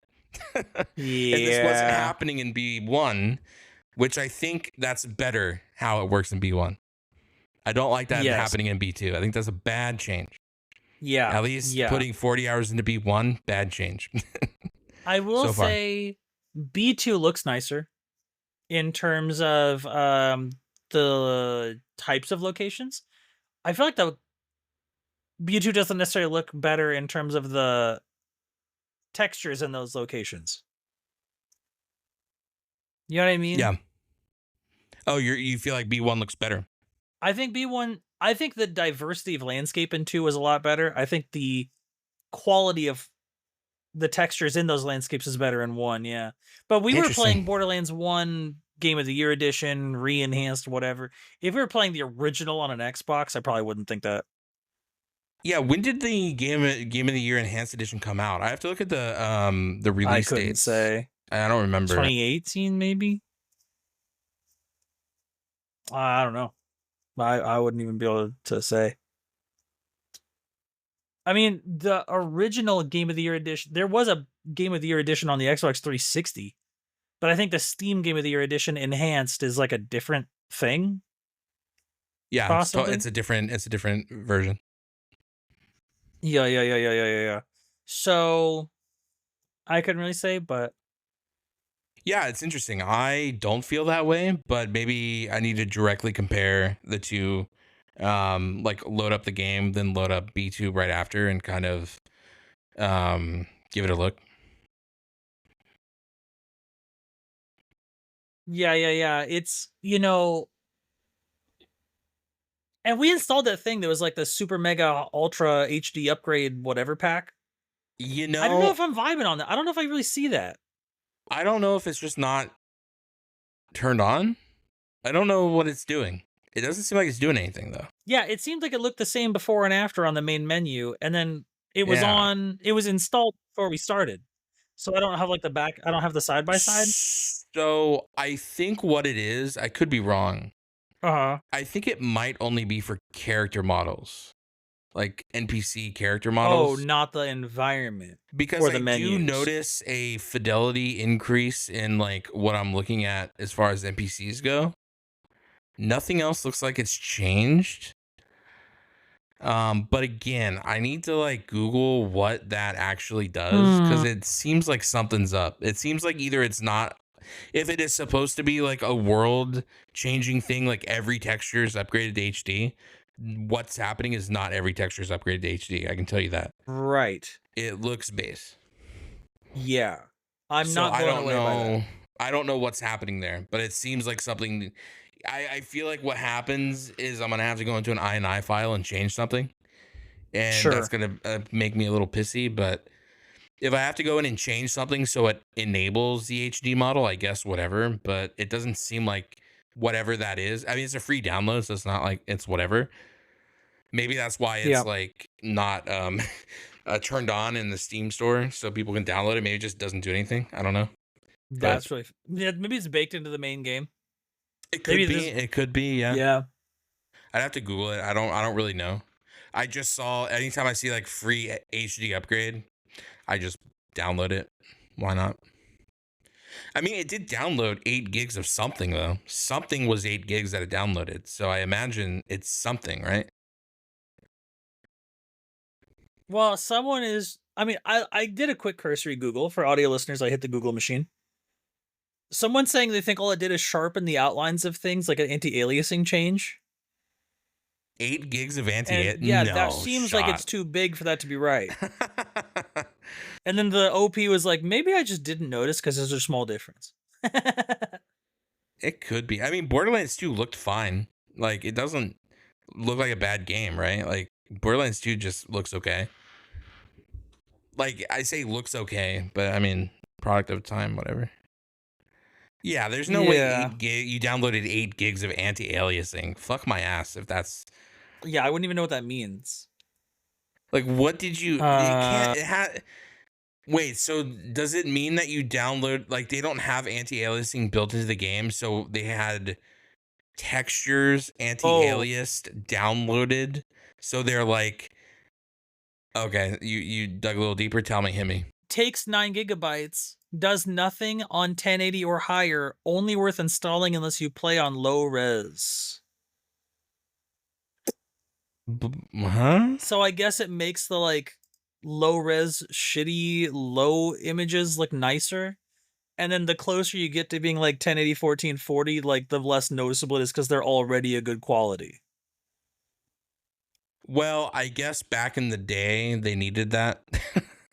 Because I guess Yeah. Borderlands probably back when it was launched, PCs, it was probably like a higher end game for a lot of people. Huh. Maybe. That's so funny. I can't no, there's no way it was a higher Well, doesn't no. cell shaded aren't shaded graphics like more intense for the PC to render? No, Opposite, I think. opposite. Well, interesting. I would imagine. Um, I don't actually know, but I would think. that's so funny. Maybe it's hidden in the Steam store because obviously no one's playing at low res anymore. Like if your computer needs to play Borderlands 2 on low res, maybe Yeah, that's tough. get a fucking Dell from Best Buy for $800 so you can play. Oh, I'm also seeing that it makes things look noticeably nicer in 4K. Oh, they should have just called it a 4K upgrade pack then. I could see that because the higher resolution you get for like older games, the shittier it'll look, I guess. So Yeah. the other thing about it being better for lower res stuff is probably false. That probably is fake news, fake media. Yeah, I agree. Yeah. Because it's not going to look good if if you're downloading 8 gigs of stuff for 4K, lower res isn't going to do much. It's not doing much for you. Right. Yeah, that's the complete opposite of what's going on. Maybe. Yeah, who knows? I didn't Weird. notice a difference. Yeah, me either. I will say, yeah, I am experiencing that frustration again of like, yo, where'd my phase walk go? How come I'm not just playing Lilith right now? Give me phase walk. That phase lock thing feels not that poppin'. And I don't know if I'm like a dickhead for that, but man, You can like what you want to like. That's not a big deal. it feels like I'm gonna say something crazy. I almost feel like I wish I wasn't playing a Siren. Cause it's I don't know which of the other 3 I'd play instead, but man, phase lock before, like, level 40 feels like it is nothing. Feels just not good. I mean, I feel like it synergizes well with what I'm doing though. So I mean, I guess you Yeah, it works feel out. like you're doing nothing, but you're actually doing a lot because if you phase lock the enemy we need to focus, my Mm. bot will go to that phase locked enemy. It's done it every single time. It does seem like it works out that way, doesn't it? Like, I'm So hitting, like, a there's a target painter synergy on it? there. So Yeah. like I get it from like the player's perspective. You feel like you're doing nothing, but inherently it's an incorrect feeling because it is Yeah, synergizing. maybe. Well, I guess it's not incorrect from the standpoint of Lilith feels better, Lamau, but it is synergizing with what we're doing at the moment. And we didn't plan it out that way. It's just working that way. Yeah, right, just as a complete accident, like a happy Yeah. coincidence. I feel like her pet works better than the pet in Tiny Tina's Wonderland, which is insane. Um, Oh, really? they should have just copied and pasted it. Yeah. The pet in Tiny Tina's can be kind of lackadaisical at times, which is annoying because you want it to have urgency in like fighting what you're fighting. That's why I That's think funny. the Siren's pet in 4 looks really good because it does have urgency in fighting exactly what you're going to be fighting. Sure, Sometimes in sure, Tiny sure. Tina's, it'll just go off and like, I'm like, oh, he's dead again because he's just fighting something I'm not fighting, you know? Well, yeah. So, Yeah, it do be that way. yeah. Hmm. Yeah, I don't know. Like, I'll tell you what, later on, I remember Maya's ability, like, when it's, like, maxed out, max level, lots of grinding, in-game, blah, blah. Like, it locks onto multiple people, and if one dies, it, like, goes to someone else, and it, like, blows up elements on their head, like, does a I dot, it's, like, mean, all this other shit. to be But fair, man, it is the thing about a RPG of like early character feels bad all the time. yeah. Like, I don't Well, think you're not it's a wrong about Maya that. problem. I think just every character feels fucking incredibly bad at the beginning of a game. You know, they have to make you feel bad so you feel good when they give you 1 point, Yeah, you know? that probably is true. Hmm. And we're coming off of the cusp of Borderlands 1 where we were like at the pinnacle of what we could do. We were like at the max and then we like got nerfed back down to 0. That also just doesn't feel good within the context of, you know, playing the game and we're still playing Borderlands, but we're like, where's our stuff, you know? Ugh. Borderlands 3 Siren makes the laser arms out of the ground. I don't even have context for that. I don't think I've ever seen that. Yeah, so funny I forgot. She, like, slams the ground with her hand, she does, like, Illaoi shit from League. Oh, that's kind of cool though. Like, she Oh, puts that out, always like, type. arms that, like, smack stuff for you. What's your other ultimates? Because in I believe 3, there's like multiple ones you can choose. There's like distinct trees, if I'm not mistaken. Because I know for Flack, he can put all of his abilities into his racks. His rack attack, I think is what they call it. Or you can like put all Rack your attack, baby. you can yeah, they like he summons them out of his they're like cybernetic racks that like get summoned out of his palm and they suicide bomb something.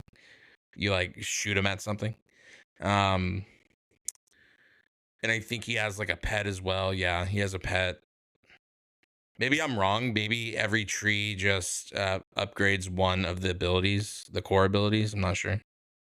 I can't Could be find the wrong. other ones, so I'm not sure. Yeah, I don't know. I don't think I've ever played with anyone who played a siren in B3. So that'll Well, be buckle up, to baby. see. That sounds cool though. In theory, again, I haven't seen it, so you probably played it firsthand. Alloway arms out of the ground like tentacles seem kind of tight.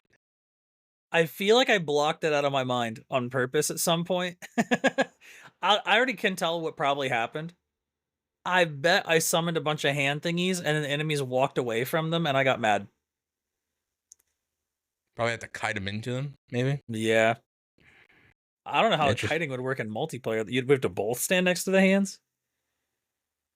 Imagine you would set them up like Alloway does in lane and they like walk through them. I would imagine. Not in a boss arena. Not in a boss arena, no. by like regular Yeah. mobs and stuff. Trash mobs, yeah, probably. Fight in a corridor, fight in a hallway. Yeah, I'd have to see. I don't know. Seems Yeah, cool we'll get though. in there and see what's up. I'll tell you what, Theoretically, it Borderlands seems 4 cool. siren with that fucking shockwave, the sound boom thing, that's Yeah, cool. the sonic wave or whatever it's called, or Yeah, whatever they yeah. called it.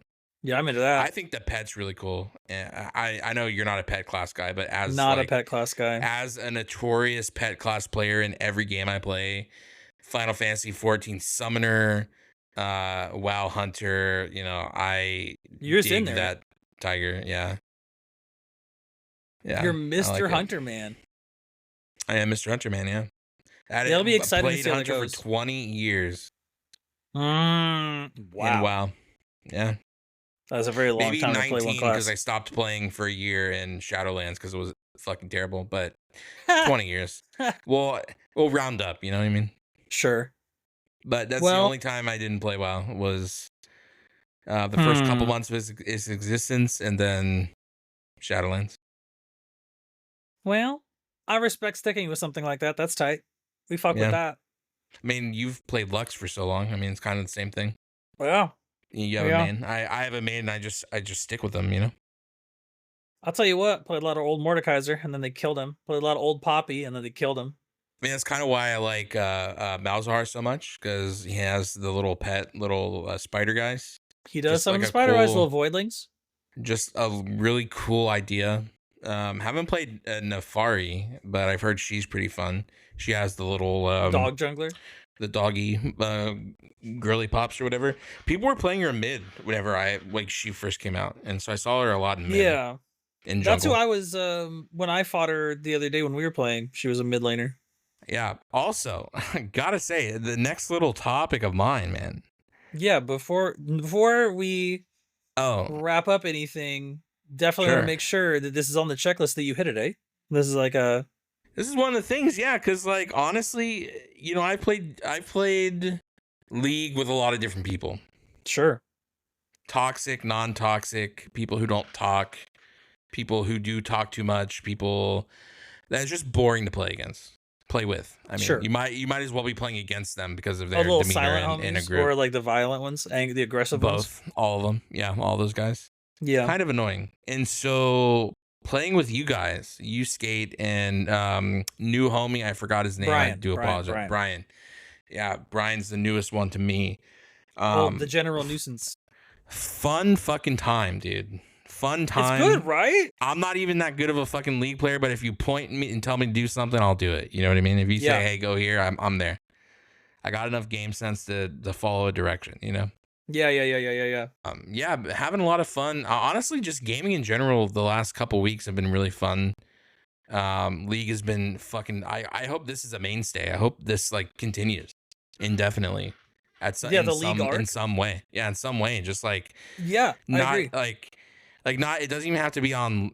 Even after the subathon, it doesn't even have to be like live. Just like hanging out with the boys, doing a couple League matches or something is just fun. Yeah. Or if there's like just a day of it or whatever on stream for some reason, fun as fuck to do. Yeah.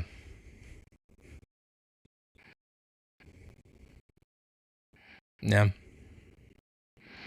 Yeah.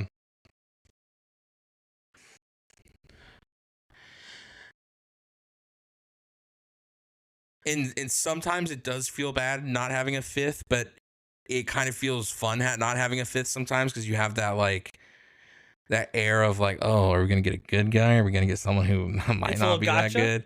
It's just a little like it puts a little spice in there. It puts a little,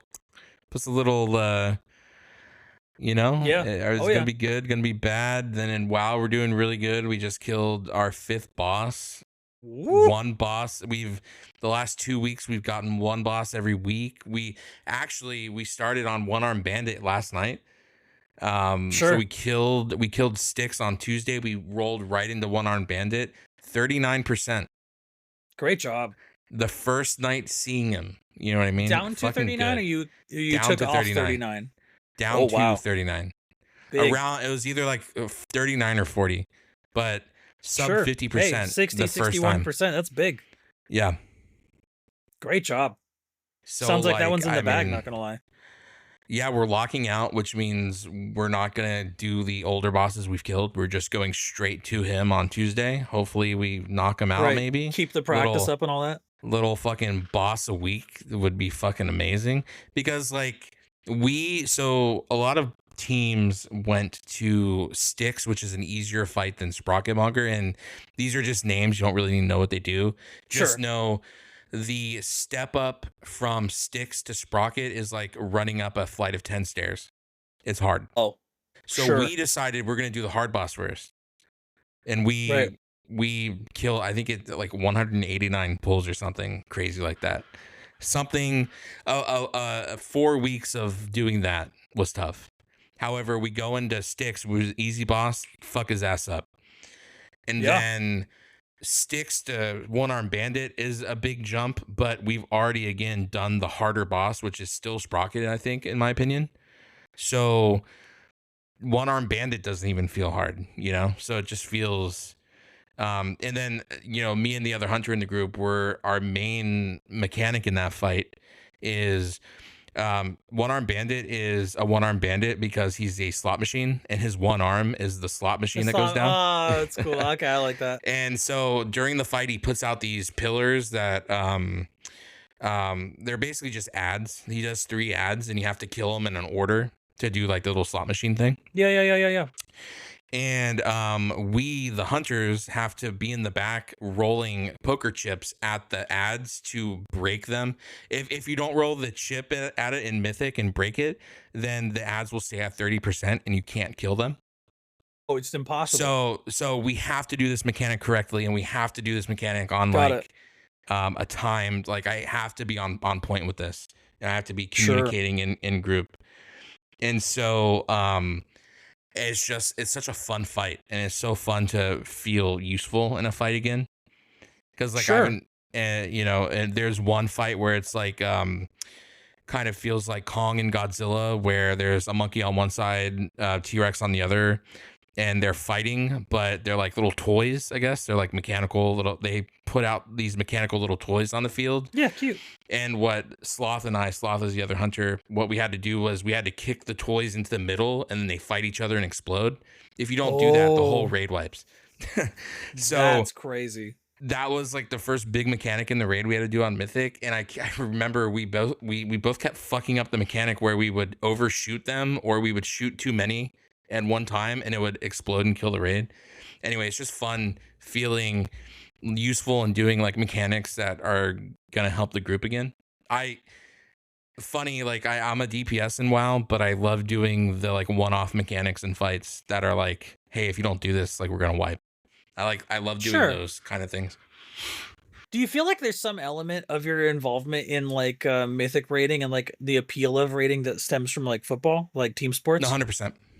Yeah, right? 100%. WoW, Mythic rating in WoW is adult sports. You have Yeah. a team of 20 people, you go in. And sports is in people might like disagree. I've heard sports football be explained like PvP in a way, but really football, all it is PvE. For instance, the script of the fight is the playbook. If you know the other team's playbook, you know the script, you set your defense up to counteract what they're doing. That's all football is you're setting up a defense and hoping they're going to run exactly what you set up for. And it's exactly what rating is. It's a little rock, paper, scissors, yeah? Yeah. But I mean, sure, the script in WoW on most fights don't change. It is the fight, and you learn the script. But it's the same way in football. We have, whenever you asked me to jump in for League, we were watching film. Like how we would watch film in football. The whole team sits down, we watch the other team. Play, watching back, like this is how it executed. Literally, when you messaged me, you and Skate messaged me, we were watching the film for for One Arm Bandit. We were watching how to do the fight. Yeah, so it's just a fun thing. Yeah, it's definitely like adult sports without blowing out a knee. Sure. Yeah. Without the knee injuries. Fuck me. Without the knee injuries. Without the CTE. Yeah, no, it's really fun. And that's why I really enjoy it. And so people who never liked sports will never enjoy it because they didn't like sports to begin with. Right. But League probably same boat, more or less. Yeah, I like League. And the thing is, people are like, wow, you're so like aggressive. I'm like, well, no. I like talking shit to the other team because that's what we do. That's what you do in sports. And people might say that's just bad sportsmanship. No, dude. The whole point is to get in the other team's head so you can win. Winning at any cost. That isn't cheating. That's how you win games. And so that's how I take competitive gaming. Yeah. League players do get a And little crazy with it. They're like, kill yourself. I'm gonna fuck your mom. well, I wouldn't say They that. get a little crazy with it. Again, not breaking the rules, but you Yeah, know, League a little players get a little like too. They get a little too unhinged, a little too unchained. I'm not against killing someone 3 times in a row, maybe a little invade or Oh, something, and being you like, definitely you know, want to try to tilt them on purpose. yeah, you know, not kill yourself, but like, hey, tell your mom I said hi. Something small that like sticks in their head. Right, little. Yeah, you're needle. not like telling them, hey, like your dad has Yeah. a warm mouth, stuff like that. You're just, you know what I mean? Something that's like really gonna fuck them up. You know what I'm saying? Yeah. No, for sure. Yeah, tell your uncle I said, hey, he left his hat over here. You know what I mean? Stuff like That's that. so funny. You know, just something that's gonna get in their fucking head. Not you don't tell them to kill it. Just have fun, a fun little banter. You know, that's what it is. Yup. And you're hoping you're so right. you're hoping they're league players, so they're so unhinged that they're gonna be so fucking angry. Like, how many games have we had where it's been us in a 4 stack and like the other team is just shitting themselves, like talking, like they can't stop fighting. Like you just win at that point. You don't lose, you win instantly. Yeah. And how many times have we had games where, I mean, not together, but like individually in the past, where it's like your team is just doing that same thing where they're like won't stop getting off fighting each other. Yeah, and then how many of our games as a group of 4 that we've been playing recently, where it's like, oh hey man, great job. Oh, you're so good at this. Yeah, like, no, oh wow. I can say confidently I've never played on a team in League where like so much of that is happening. Yeah. And so much communication's happening where it's like we're talking about what plays we want to make. Yeah. And we're actively trying to get to that point. Or if someone messes up, it's not like, fucking Sea Dog's dead again. This fuck ass dumbass. Like, what are you doing, stupid? You know? Or that game where I just kept accidentally getting kills with Smite is funny as fuck. But I've had teams where like if I had done that, wait, Smite. I would like be on. Oh, not Smite. Sorry, Ignite. Yeah, I was like, you weren't jungling, right? No. Ignite. Yeah. Ignite. Where like I accidentally got a support kill with Ignite, and then like I know people that would just kick me out of the group after that match and not invite me back. You got like 5 kills with Ignite that game. It was so funny. And every time you were progressively, I swear, I didn't mean to. And we're like, no, they're dead. Who gives a fuck? Great job. Yeah. You did so good. Well, because like obviously I was taught how to play via support does not get kills, and if you get kills, you're fucking our game up. Yeah. You know?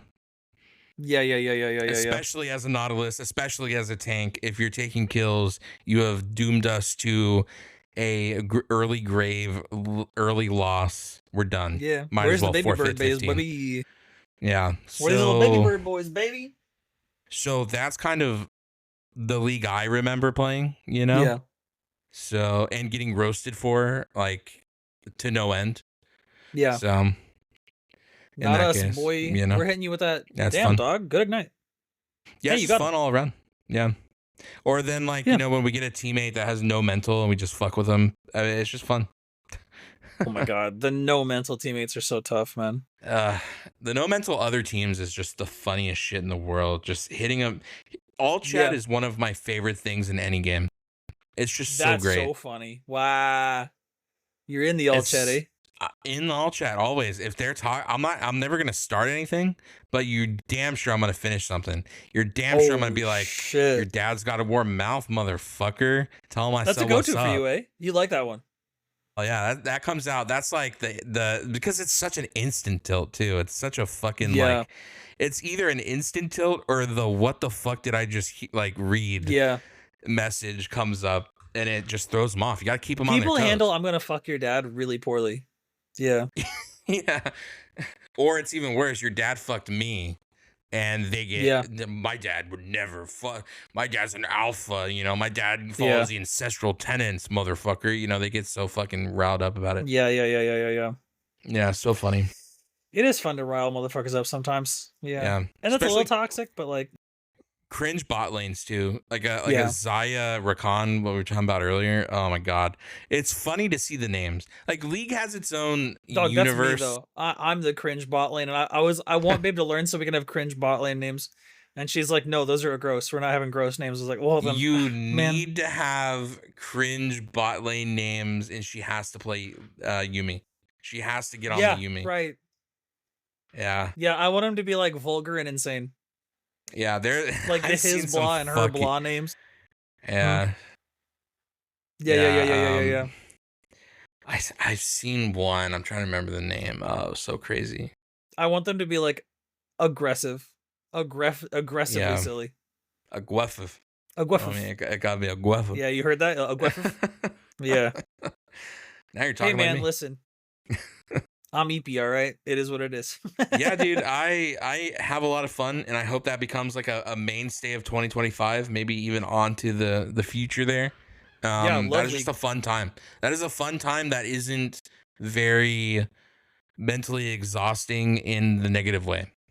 Yeah, I really, really like League of Legends a lot. Yeah. I don't like playing League of Legends with individuals who are of a particular caliber, Well, you know, it's funny too but because that's I not was League's just fault. That's people's fault. You know what I mean? I was just telling someone in the guild about this that like if I wouldn't have found this guild and Stardust like got rid of me or whatever, I probably just would have Yeah. stopped playing. Wow. Yeah, I probably just would have like Wow. stopped playing WoW and put more time into something else. If like Grims and them haven't came into stream Goddamn. and like recruited me from it. Sure. But WoW is just like League where it's like you are only gonna have as much fun as you can have with yourself and also the people you're playing with. Hmm. If you don't have fun playing by yourself and you don't have people to play with, you're not gonna have fun. If you are playing with the Yeah. wrong people and all they do is fucking bitch and moan about everything and treat you like shit, Also true. because like WoW gamers have this thing where Lamau, we hate WoW, but we play WoW anyway. And Yeah, League players do that. It's so annoying, dude. It's my least favorite thing imaginable. I get complaining about certain things that WoW will do or Blizzard will do because obviously they do things that are like they used to do things that were very anti-player for a long time. And Yeah. it was customary to bitch about that. But Yep. like when you bitch about it always and you can never find one redeeming quality about it, why are you playing? Like even in Shadowlands, I quit playing. I hated the game, but it still had some redeeming qualities to it, even in the worst expansion ever by numbers. Like, Sure. Yeah. like Shadowlands isn't just me saying I hate Shadowlands. This is factually backed up by numbers. The lowest sub count WoW's ever had. Sure. Worst expansion by the numbers. During COVID, by the way. Anytime They- someone says some shit like that, like, oh, I Yeah. fucking hate this game. I play it every day. Yeah. I I assume hate they're this dumb. game. I have a yearly sub. Like, Yeah, I assume that person. I don't want to hear it. Yeah. Like, Now, well, if you go, it's a man, I shame you're really mentally hate ill. this mechanic. Like, notoriously, I just hit 3K IO in Mythic Plus. And they're like, wow, you've really been hitting Mythic Plus. You must really enjoy this. I'm like, no, actually, I hate this. I hate this mode. However, I have to do Mythic Plus to do Mythic Raids. So I'm like, Right. because this is a gear treadmill for the upper end of the game, I have to do this. Yeah. But would yeah. am I going to bitch about it every day that I have to do this? No. Like, you wouldn't even know I dislike it unless it comes up in convo. But I enjoy doing it with good people and people who are fun to be around, just like I enjoy playing League with people who are fun to be around. Like, really, I don't like ARAM. But if I'm playing ARAM with people who are fun to play ARAM with, okay. Like, I'll play any mode if it's with the right people. I don't like PvP in WoW, but if Kool-Aid or Grims or someone was like, hey, do you want to like just fuck around in PvP? All right. Because I'm playing games with the homies. Sure. You know? And people I actually like really enjoy being around and people who have told me like, where you know, I'll say this and it seems dumb and you know, you might laugh at this. Doesn't matter. I don't care. I'm going to say it. So, someone on the team who's been on the team for a while said, you really fit in here. You really joined the team and you really were like instantly one of us. And that really hit me different because no one in the last like 5-6 years of me playing, even maybe 7-8 years of me playing, has ever like told me like, hey, you belong here. That's cute, man. I Like love no one that. does that. No one takes the time to be like, "Hey, man, we like you. Appreciate you being here, dude."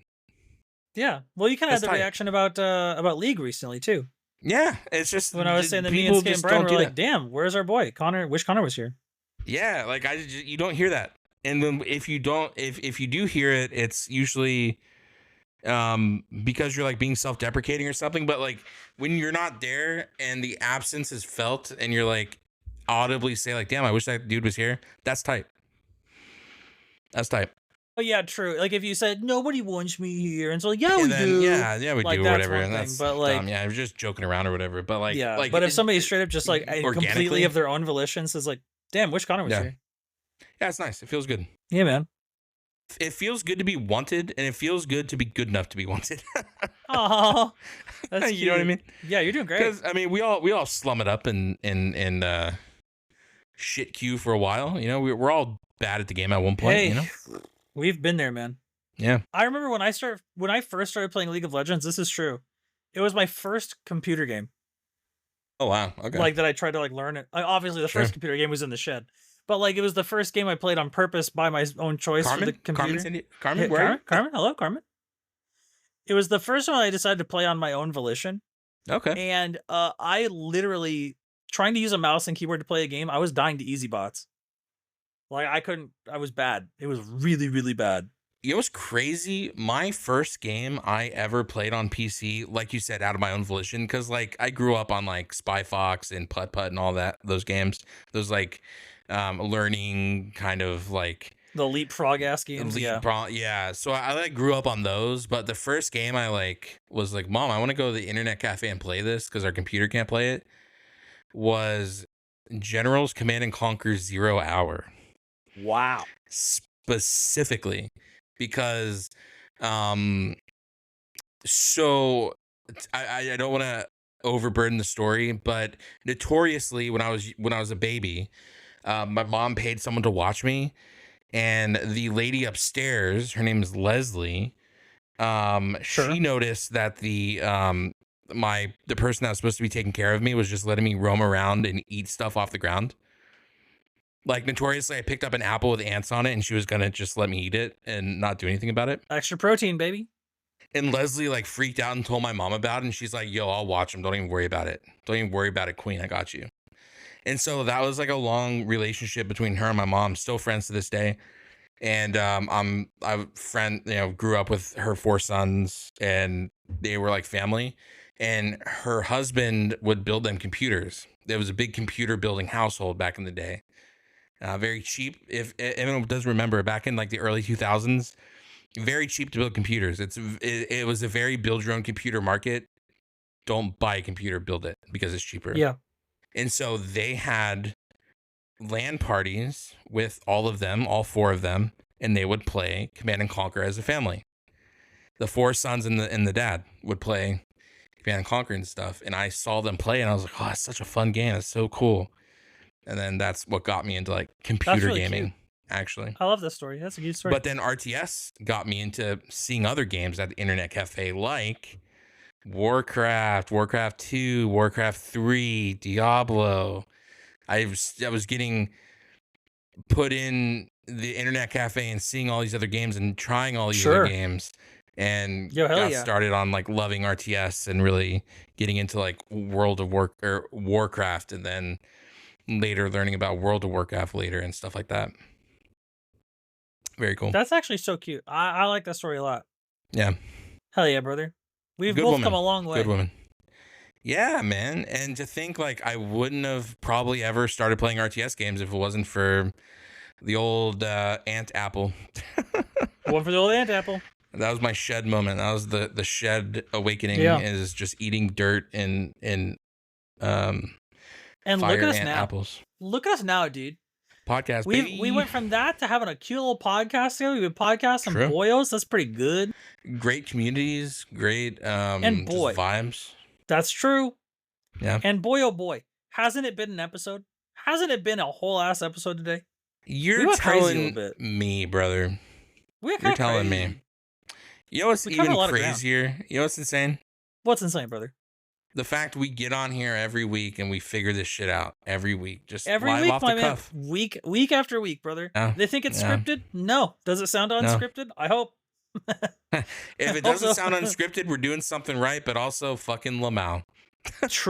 True. The Transformers shit was out of nowhere. I did not even think we were jumping into Transformers. Let me tell you, Bro, that I was had to a give you whole some other thing. Transformers. I had to give you a Well, little because Transformer time. notoriously, I'm the one asking a bunch of questions all the time. We're usually not talking about stuff I have the lore in. You know, I'm the lore master of this. Listen, I you had know. to bring you the lore questions. I need the Yeah. lore, bro. So funny. I had to be the way it was. Yeah, so I funny. know some lore stuff, but Yeah, not yeah, you. yeah. Transformers, that's you. I just do be knowing. I just do be a knower sometimes. That's what I'm saying. Some arcane knowledge do be popping most, if not all the time. Hell around yeah. here. And you know, But my brother. it is what it is. But my brother, you know what we always struggle with on this pod, this POD. What is it we Not always the struggle with on band, POD? but this thing. There's a You know, band called how- POD. Yeah, there's a band called POD. How do we Music end stuff normie. like that? Well, yeah, normie, fucking normie, loser, lol, lamount. Feels bad. Nah. I mean, and stuff like this, bro. I'll tell you what. Tell Probably me, brother. like, I feel like it's, you know, sometimes it's like, I wish there was a way, like, you know how like when punk bands end a thing, at the end of a song they like smash a guitar. We don't have like a guitar smash. True. How do we do that? We don't have a. I mean, like the closest thing you get is like, you know, smash the mics, I guess. But I'm not trying to. I don't know about all that. Yeah, I would. If there was going to be a mic smash occurring, I would need another host to do the mic smash.